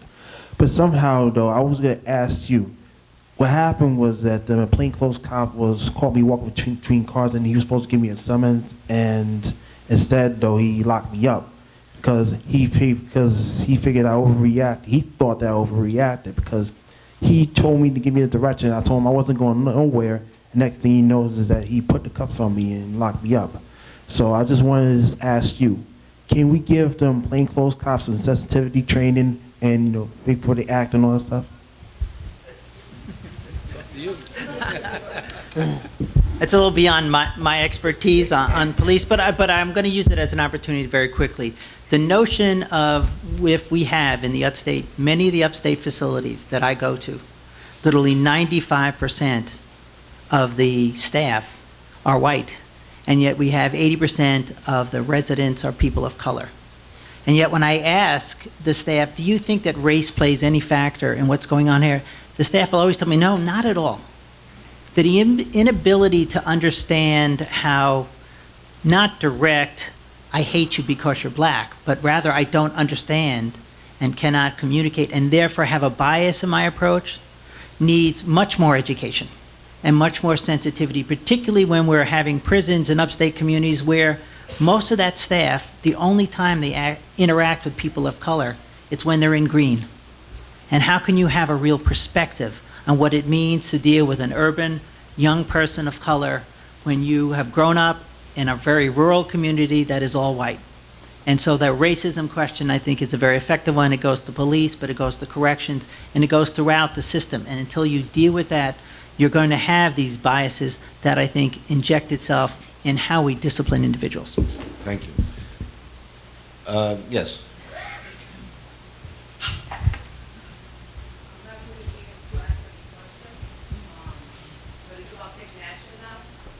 I've been impacted by the juvenile justice system, and I see my son now going into the adult system because the juvenile system is here to prepare young people to go into the adult system. I learned so much about how dysfunctional the system is, and instead of just being a parent ashamed of my youngest son committing mistakes, I decided to take action just as Lisa did. Lisa, we did some work years ago. I think you were involved with Mothers on the Move. And we did a lot of work around the school system. And as parents being impacted by this dysfunctional system, I commend you for sitting there and speaking about how dysfunctional the system is. If it was your child impacted by the system, would this system be good enough to have your child locked up? I also realized that when white kids commit the same mistakes, they have mental issues. Let's work with them. But when our kids commit these mistakes, they criminals, lock them up. They need to learn a lesson. So I've been introduced to this for 2 years, or less than 2 years, and this been going on for far too long before my son introduced me to this. So talking about what you're gonna do means nothing to me. It's about taking action and doing something about it now. Our kids are in crisis. We're losing our communities to the system. And if you could invest so much dollars into the system to incarcerate our kids, invest it in education, invest it in programs, vocational trainings, jobs. But prison is not a solution. And my biggest fear is my son is about to go into this adult system. He just turned 17. And I know that I'm going to lose my son with a system that gives two shits about him. So if it was your child, would this system be good enough? Thank you. You know, if I may, this begs a question that I was going to ask, and I was holding, but I think this is the appropriate point to ask it. This report, Growing Up Locked Down, is about juveniles confined in adult facilities. And there is a bill before the New York State Legislature that has been proposed by Judge Lippman that would raise the age to 18 and keep 16 and 17-year-olds out of the jails, the adult jails, and out of the state prisons. And they would be tried in youth parts. And I'm just interested if the panelists think this is an important step towards righting the wrong that Growing Up Locked Down documents, and if you think this legislation is a good idea, and what you think its prospects for passage are, or what the impediments might be. And I'd offer that to Lisa. Sure. I think that the answer is simple. She just said it. You know, adolescents don't belong in prisons and jails, and that's why we're here. And there's other solutions and other ways to nurture a spirit. Denying communities resources and assuming, like she had said earlier, she said, the commissioner said, or was it, well, you see, like Lisa had said, the way they are when they're children is the way they are when they go in. So meaning that because a child might have fights, because that's what happens when you grow up, you get into fights and you're rambunctious, that you then bring that bad behavior into jail, and that's kind of the persona you are. We have to stop labeling our children as criminals and being bad when they're just normal kids that come from different neighborhoods. And I would hope that when people have feelings like she does, that we don't come in with a question to try to subdue the emotion, because emotion is important to let that flow and not cut that flow of people feeling what she said with like a bland question to kind of put it back into, we don't want people to feel too emotional. So maybe we could go back to the questioning from the... We will. I want to ask Commissioner Shiro or Commissioner Fisher or Jack whether they think that's an important step in the right direction or not, what you think the prospects for it occurring are. You know, it's a valuable concept to push forward for discussion, but I think for us, for many of us, it's the question of whether they come into prison at 16, 17, or they are diverted. Unless the resources are developed, either side, we're not really changing the paradigm, as Jack would say.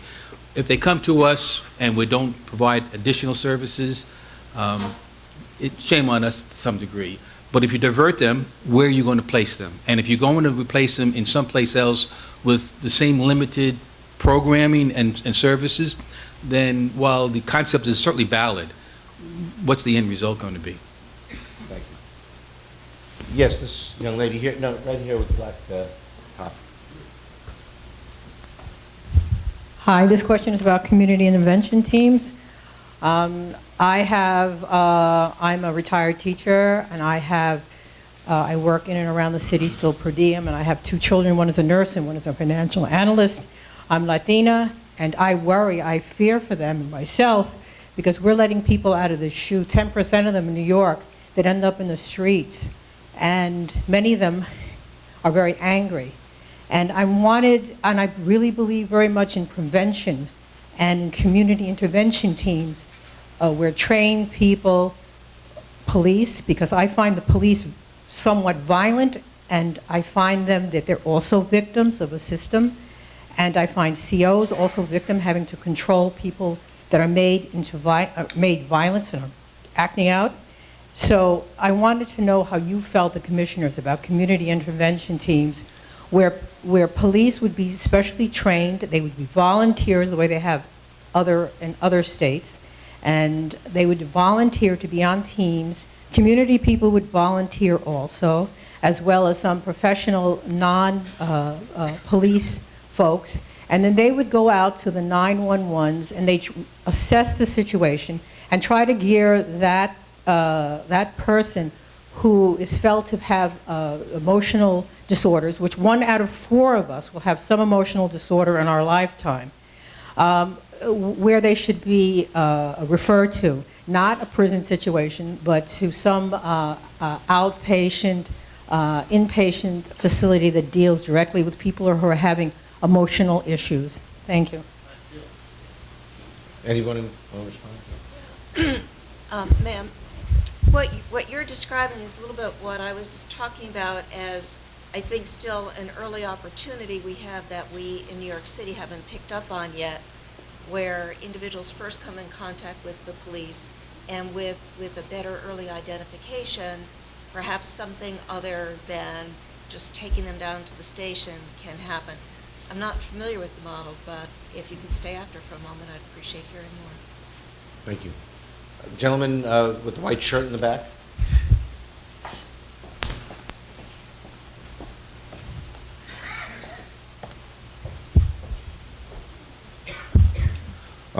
Sorry, I got here late. First of all, I want to say I commend you guys for doing a great job of just reading numbers and what's written on papers. You know, to the gentleman on the corner, I'm not good with names, but to the gentleman on the corner, you said that you spent a very long time working or within the correctional system. Well, you know what? I'm sorry to tell you, but you didn't learn nothing, because at the end of the day, you got to go home. You know, me, I was incarcerated from 15 until 27. You know, when I got sent to the box, I got sent to the box because I wanted toilet paper, and the correctional officer felt that because I kept harassing him for toilet paper, that I needed to go to the box, you know? So my suggestion or my question is, if the panel that condemns the individuals that are going to the box is made up by a correction officer, a deputy security, a counsel that works within the prison system, then how can you have a biased judgment against the individual if he didn't do anything wrong? And 2, how about getting some of the families or some of the supporters or loved ones to sit on the panel and to give also as well some sensitive, like I believe the lady said, some training, sensitivity training to the correction officers, because 9 times out of 10 the correctional officers that are working there, whether they're black, white, purple, green, are miserable themselves. They're going through things in their house, so how do they take it out? They take it out on the inmate, you know, and I think that's not fair. So my question to you guys is, what plans are you guys coming up with to involve the family or supporters in this process of rehabilitation, being that they're the ones that know best the person that's incarcerated? Interesting. You know, you're talking really about sensitivity training. The reality is, we operate in a kind of a vacuum, kind of a strange environment.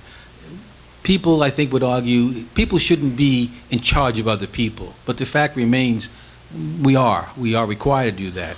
Your comment is valid in the sense that sometimes the correction officers are as angry as some of the inmates, and that doesn't play well for either side. I do believe that more and more, the better we train people, the more we can talk about the appropriateness of segregation. The families are important. Sorry about that.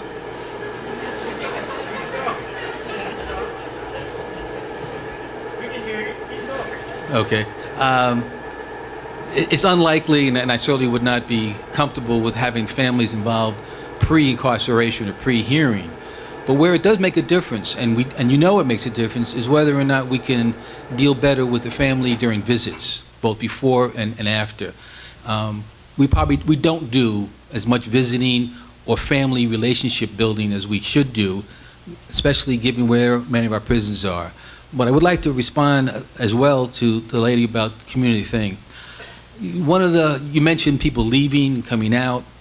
If there's another handicap to the systems, and it's not just mine, but the systems, is that even well-adjusted, if you would, inmates leaving face tremendous obstacles when they get into the street, come home. And if we're falling down on, I believe, to be honest, probably on 3 levels. Some of the people who come to prison probably shouldn't come to prison for all kinds of reasons. Once they're in prison, we don't provide the kind of services that they all need. And the third is when they are released, we as society aren't always providing that level of services that they need. So, you know what, I'll take the blame for what I control. I'd like other people to take the responsibility for things that are beyond my control. Let me go someplace else in the room. Yes, ma'am.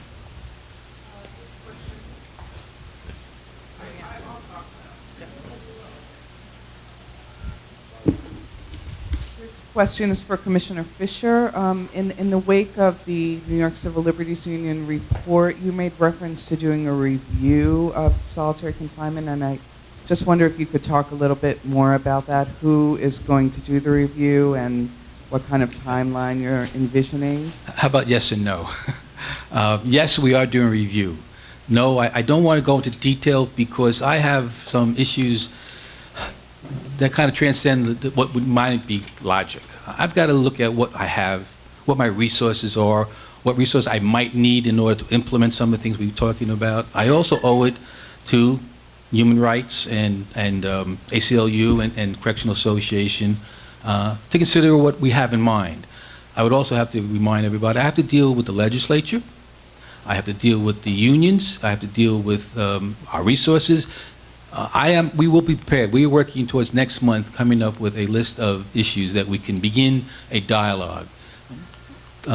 Things aren't going to change very quickly, but there are ways of doing this. And I think the answer will be an open dialogue. If you know me a little bit, I'm not afraid to come out and challenge the thinking. We can change it, but it's not going to happen overnight. And I mentioned this before, and I will mention it again and again and again. We've learned by our mistakes, and we've learned a lot by how we've handled the mentally ill. That's a model that other states have used, in fact. And I think if we use that model of diagnosis and treatment before, during, and after, I think we can make the major step towards whether or not we have to have as many people in segregation as we do today. But check with me next month. How's that?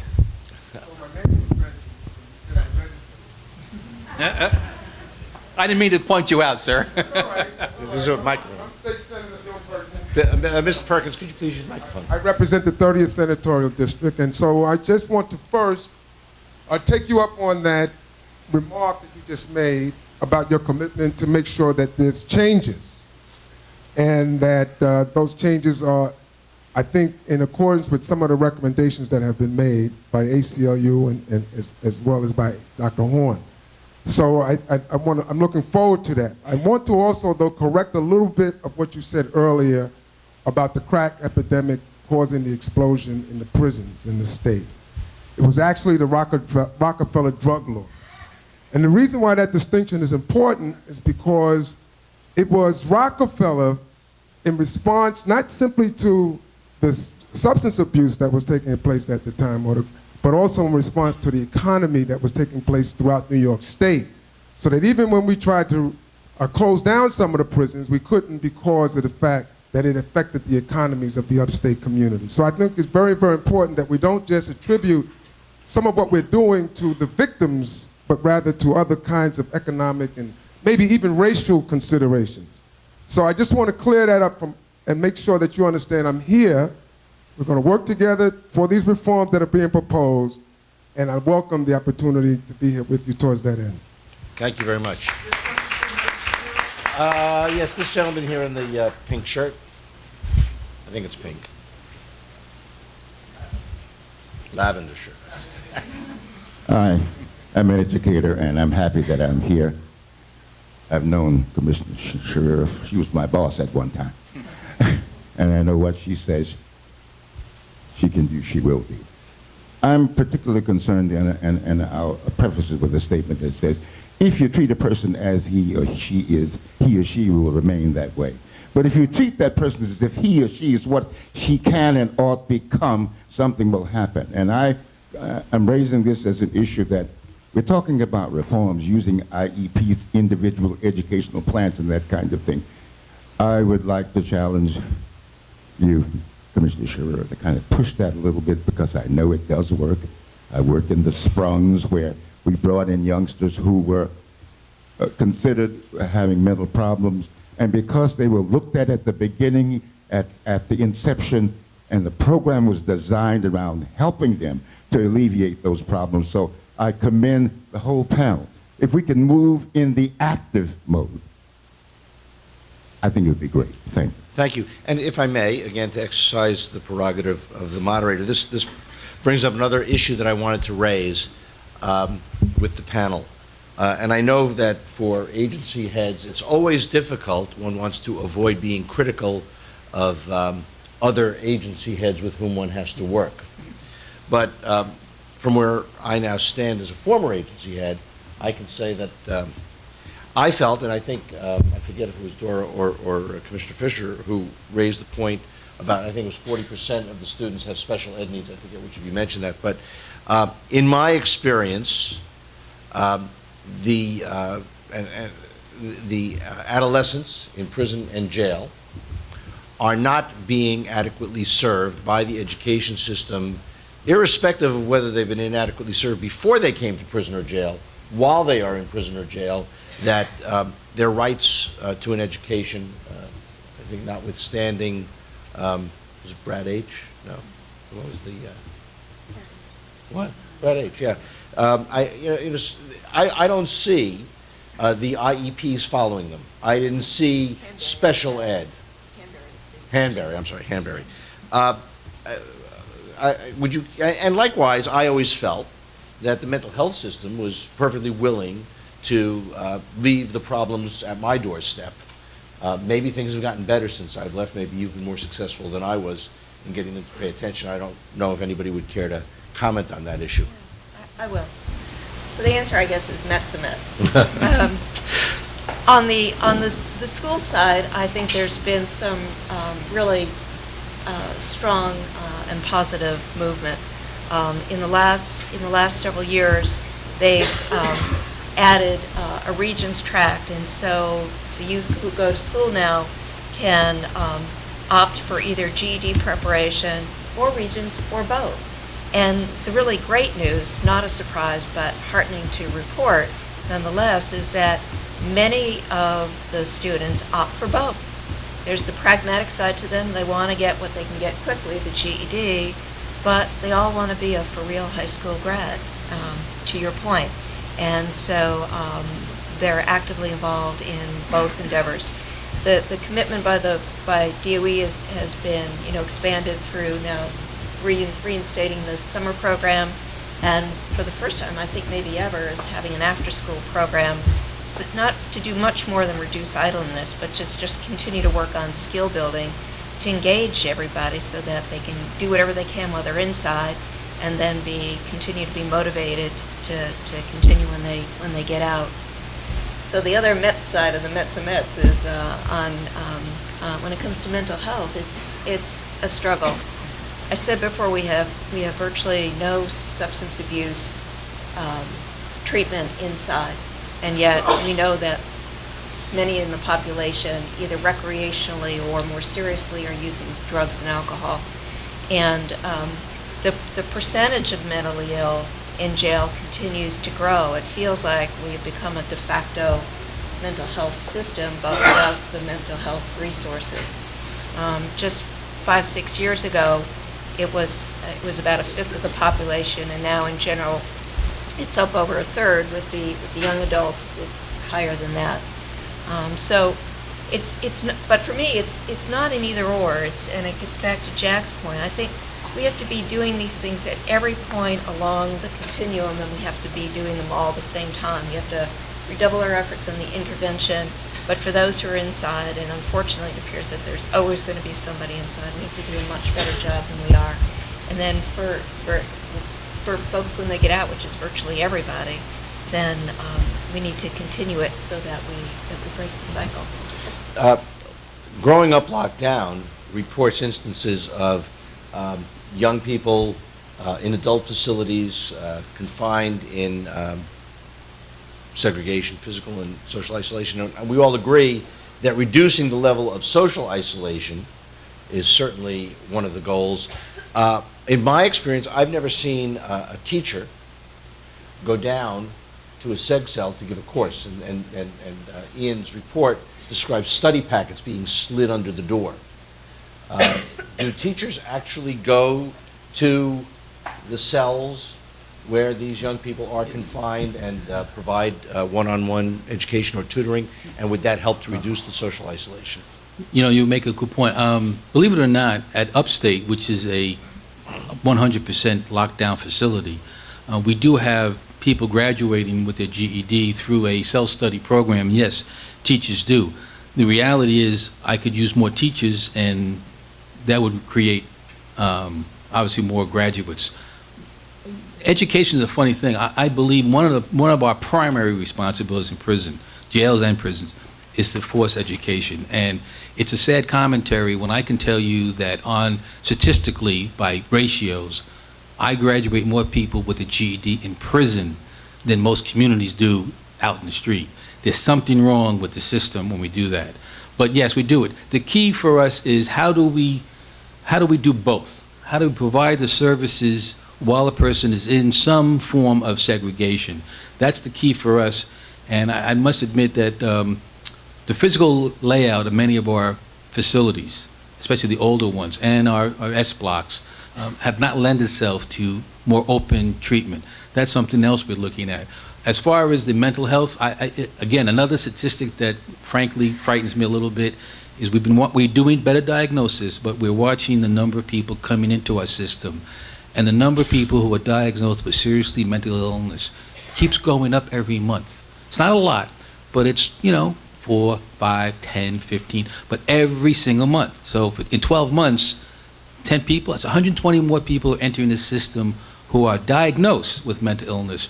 And that raises the whole issue of how do we deal with both misbehavior, education, and mental illness all at the same time. And I'd like Jack to make a comment, if you would, about how we handle mental illness between us and Office of Mental Health.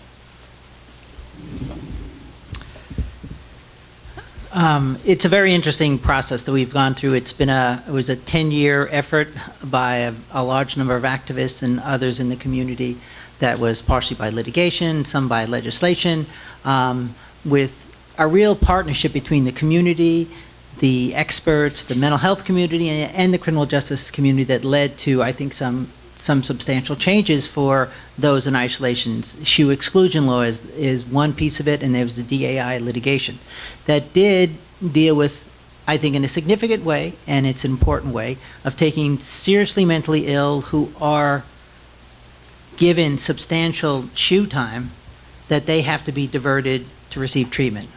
And I believe overall that is progress.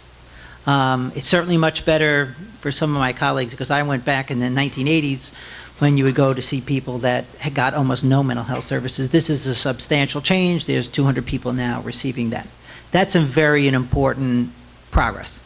Unfortunately, it's kind of weird that we have that situation where you almost have to get into the SHU to get this daily 4 hours a day, where there are many people in general population that receive very limited services, and they still have, some of them have very serious mental illness. We do have residential non-punitive units, they're called IPCs, that I think most people would prefer being there than out in general population, but we're really talking about somewhere in the order of 6,500 to 7,000 people that are in general population with mental health needs. And those needs, for the most part, are dealt with in a very minimal sort of way. We have to get people with serious mental illness out of prison, and we have to develop strategies that will help them both whether they're in general population or in a residential unit. So it's progress, substantial progress, but much more needs to be done. But I do want to compliment you on saying that that's a program that you're proud of and want to work with, and saying it is a paradigm for others, because if we can take the seriously mentally ill and treat them and see real changes in behavior, why can't we do that with everybody that's in isolation? Thank you. 1, 2, 3, 4. Okay. Good afternoon, everybody. First of all, I'd like to say today is my birthday. Thank you for the panel, and thank you, Mr. Horn. and thank the audience for being here. What I really have to stress is that sensitivity is a major key. If you don't, you can give them all the education in the world. You can give them the money to open up all these programs. If these people is not feeling that they're going to help these individuals, it's not going to work. You have to have that heartfelt desire to want to see people get better. Mental illness is not a crime. The stigmatization of people with mental illness is like they're horrible, terrible beings. No, these are people who need help. If you're not reaching out to them with a heartfelt situation, it's not going to get any better. What I'd like to state is also that the jails are becoming the new mental hospitals. And until the Department of Corrections changes the traditional treatment and culture of how the, basically, the, you know, from the deputy on down to the regular CO, until they become open-minded about these situations, things will not change. Thank you. What we can do, 2 and 3. Yeah, this young lady. Got a microphone? Wake up. Thank you. This is a question for Commissioner Shuro. Commissioner Fisher is committed to doing a review of the state SHU population and considering who can be moved out of SHU and how to maybe right-size that system. Are you willing to undertake a similar review of the city punitive segregation system and also consider, without legislation, changing it so that people with serious mental illness don't go into punitive segregation as is the case now? The short answer is yes. Everything that I've described today is in fact that this is a process that is well underway with some reforms rolled out, others yet to come, and still more to do. Just briefly about the mentally ill, very much as the state has described, and these are areas where it was DOC that took the lead. There are these special housing units that are inartfully referred to as mental observation housing units. It's language left over from Brad H. These are where the acutely mentally ill are assigned to receive care by DOH providers. These were some of the housing units with the highest levels of assaultive behavior in the department. And so clearly whatever treatment was being provided was not working. And we took it differently, and I've heard several comments to this sort. I believe most recently the gentleman who stood up in the striped shirt. This is a partnership between the providers and the correctional staff who receive training, and then together as a team, they work with the population. There have been a number of group sessions that are added on a daily basis. It's driven by incentives where conditions of detention improve with increased participation in those programs. And the best news of all, of course, is for the moment that the levels of incidents in those housing units has appreciably dropped. We're very anxious to see as these individuals now leave the system whether or not they can stay out or stay out longer before they come back. But that's one example of something that's under the way. This steering committee, which does have community participation, is another example specific to the adolescents, which takes us back to today's conversation.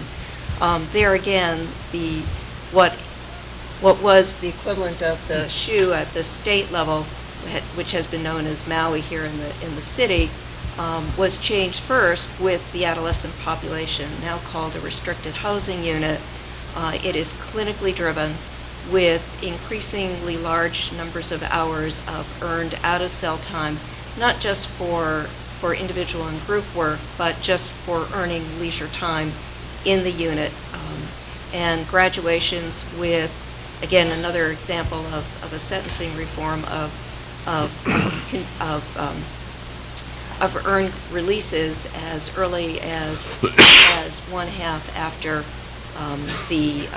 of the penalty that's been imposed. We've also added similar reforms on the regular punitive seg side, CPSU as it's called in the city, where conditional discharges are available now after 2/3 of the sentence. And so we're looking at all things and are very interested to hear from others. Before you speak, everyone, give me 1 second. I wanted to ask a question about that. When you say that it's community input, I'm hoping that that is not from a nonprofit that gets funding from some sort of corrections department or government agency, that it would be individuals that have a stake in it because they are directly affected. Nonprofits do not fit that criteria if they get government money and they are affiliated, I believe. So I wanted to ask what community input is given. And I wanted to say that my son was put in Maui, and that is when he was put in there butt naked without a toothbrush. And that was within this year. That was just recently. So Maui, and that means that he had a mental illness and he was in there naked without a toothbrush and without a whole bunch of stuff. So some of these things that are saying that the opportunity to get these rewards and stuff, I'm hearing it, but it wasn't happening. So I wanted to ask those two questions about that. Well, I think as Commissioner Fisher has mentioned, reforms are continuous and ongoing. And that's a good thing, that we don't stay locked in place and that things get better over time. I know that's what you want for your son, and I'm sure that's what you want for other sons. And that's why we continue to push forward. There was community and continues to be community involvement. We incorporated, we had focus groups with inmates who were in the system at the time that these focus groups were occurring, and a number of their family members were invited to participate as well. We worked through legal aid primarily to help find families and encourage their participation. Thank you. Cheryl had suggested, Commissioner Fisher, something that seemed to be a practical solution to reduce infractions might be to just provide individual cells for all of the prisoners. Mm-hmm. And as prisons close, it would seem that might not be such a difficult thing to accomplish with existing resources. But also, something that you said that I thought was very telling, Commissioner Fisher, was you talked about how you graduate more high school students or students with a GID than the public schools, and that given today's announcement in the paper that there are 350,000 young men in New York City who are school age but who are neither in school nor have a job. And that, I think, is a really terrible condemnation of this very rich city that we live in with all these billionaires.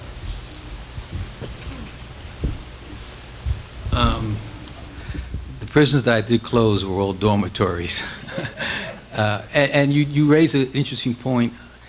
And this is other systems have learned by our mistakes. And in the future, you've always got to think in terms of what you can do 2 years from now, 5 years from now. Pennsylvania, I believe, Marty is well aware of it. They need to build new prisons. Others do. And more people are now recognizing, if we can, stay away from a dormitory and provide a cell environment, which does give every individual a little bit more privacy and self-containment. We are talking about those issues, about how we can do that. But your comment about how many people are in New York City without a job, without an education, my fear is many of them are going to wind up with the two commissioners soon, unfortunately, I think. Thank you. Yes, sir. Good afternoon to everybody. My name is Edwin Serrano, and I want to talk a little bit about jobs and things like that. You want to keep these inmates from jail. I believe studying focuses so much about, okay, school is fine, but focuses a little more about some kind of program like for jobs and things like that, like for welding, carpenter, things like that, because a lot of these kids or grown-up men that can't really read and write English like myself, go to school in jail, but it's not coming in here because can really read, so they get so mad, they just say, you know what, man, excuse my language, F, you know what I mean? And if you focus a little more on putting more programs, like I'm saying, like welding, computers. Nowadays it's all computers. I don't know how to read and write so much, but computers, I like computers. You know what I mean? Internet, and things like that, I get a little bit about that.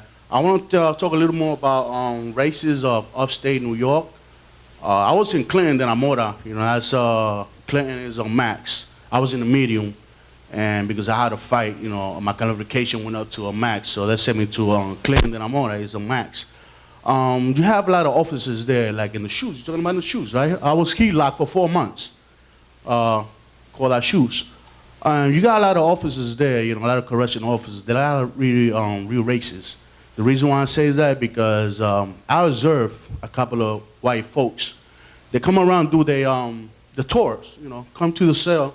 And I saw one, I remember I laughed, so small like this. He felt so proud to have a tattoo of a little kid, black little kid, hanging with a rope.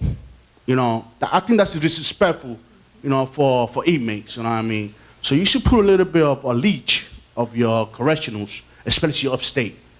They're really, really racist. They're racist, okay? Like I say, focus a little more on that.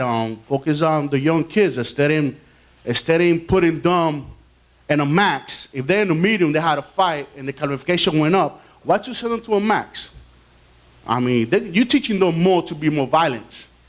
You know what I mean? So try to keep on the same medium. If they're in the medium, keep in the medium. Or keep on the minimum. If they're in the minimum, instead of going to a medium and going to a max, keep on the level. Don't send them to a max because, especially when you're 23 lockdown. I was in 23 lockdown for 4 months. You know what I mean? When my mother passed away, the only thing they did for me was just tell me, oh, Mr. Serrano, your mother passed away, and that's it. They didn't give me no treatment, because I was going a little crazy. Being 23 lockdown and you find out your mother's dead, you know what I mean? It's kind of a little harsh, you know what I mean? That should have, and by that time I was in 1991 to 1992 when I was in upstate New York. But it's, give them a little, give them some slack, give them a little slack. You know what I mean? Don't keep them some lockdown, 23 hours of lockdown because you will go crazy. That's the only thing I got to say. Have a good day, folks. Thank you. I think we have time for one more. Okay, I don't want to make sure I haven't ignored this side of the room. Okay. Last question. Hello, my name is Angelo Pinto from the Correctional Association, and I wanted to make a comment. And my comment is I think the community's level of urgency around youth justice issues is going to be very different than the level of urgency that you see with folks in the system, whether it's commissioners in corrections or commissioners in probation or regardless. And I think the other unfortunate thing is that over the past 10, 20, 30 years, we've seen attempts to change the juvenile justice systems that has failed. Whether it's in regards to cultural competency, education programs, those attempts have failed. And the question becomes now, what do we do that has the transformative change that has impact on the ground in communities and with youth? And one of those things is, I think, raising the age of criminal responsibility. New York State is currently one of 2 states that automatically charges 16 and 17-year-olds as adults. So what that means on the ground is in New Jersey, if you're 16 years old and you commit a crime, you're not charged as an adult, right? In New York State, across the bridge, you commit that same crime and you're charged as an adult. That has tremendous implications on what happens to you in that moment, whether or not you're housed with adults, and has tremendous implications over the course of your life, whether or not you have a felony and you can't get a job when you're released. So these are some of the issues why raising the age is important. And of course, when you talk about raising the age, the first thing that you'll hear is that this can't happen because of what's going on fiscally. The dollars don't add up. But the reality is Connecticut recently has raised the age and that didn't happen. The flooding of the system that folks thought would happen, of course, did not happen. And there's other ways to implement cost-effective strategies, right? Preventative measures that prevent folks from coming from the system to begin with, diverting youth from the system so they don't come into the criminal justice system, they don't come into the juvenile justice system, and they don't come into the family and child system either, right? And then on the back end, you'll save a tremendous amount of money by doing this preventative work. Those are some of the key effective ways to address some of the cost issues. And I think the other thing we don't talk about when we talk about cost is the human cost to families and children that they experience. Imagine the cost of a mother whose child is incarcerated, to a brother whose brother is incarcerated. That cost is never discussed. We talk about what's the cost of having the system function and can we provide these services to the juveniles and the youth. But we never talk about the cost that it has on the families in the community. And another point I think that's important is when you start to investigate and interrogate what's happening in the juvenile justice system, you see that there's a tremendous amount of systems that are causing this to happen. So the brother said the school system. You have 350,000 youth that aren't in school or employed. And if you take a look at the school-to-prison pipeline, you understand how that's happening. You have 15 districts in New York City that are funneling most of the youth into the criminal justice system, 15 districts. And they, of course, are in the South Bronx, South Jamaica, Queens, your Bed-Stuys, your Brownsvilles. Those are the neighborhoods that have schools which are called built to fail. These schools are fueling kids into the criminal justice system as opposed to preparing them for higher education. So raising the age, I think, is a tremendous way that we begin to address the juvenile justice issue, and I think also a way to keep youth out of solitary. Because if 16 and 17-year-olds are not charged as adults and they're not entering the criminal justice system, of course they won't be held in solitary. So, and if you're interested in participating in any way, go to the Correctional Association's website, find my information, and contact me. Thank you very much. Thank you. Good note on which to end. Let me just point out that the bill is pending. It has a sponsor in the Senate. Surprisingly, it does not yet have a sponsor in the Assembly, Mr. Perkins. So that's very interesting. So write your assemblyman and ask him to sponsor raising the age. There will be refreshments just outside the door on my right, your left, and you are all invited to partake. I thank you all for being here today, for the tenor of the conversation. I thank the American Civil Liberties Union, Human Rights Watch, and Ian for an excellent report. And I thank our panelists for being here today and having the honesty and the openness to participate in this conversation. Thank you.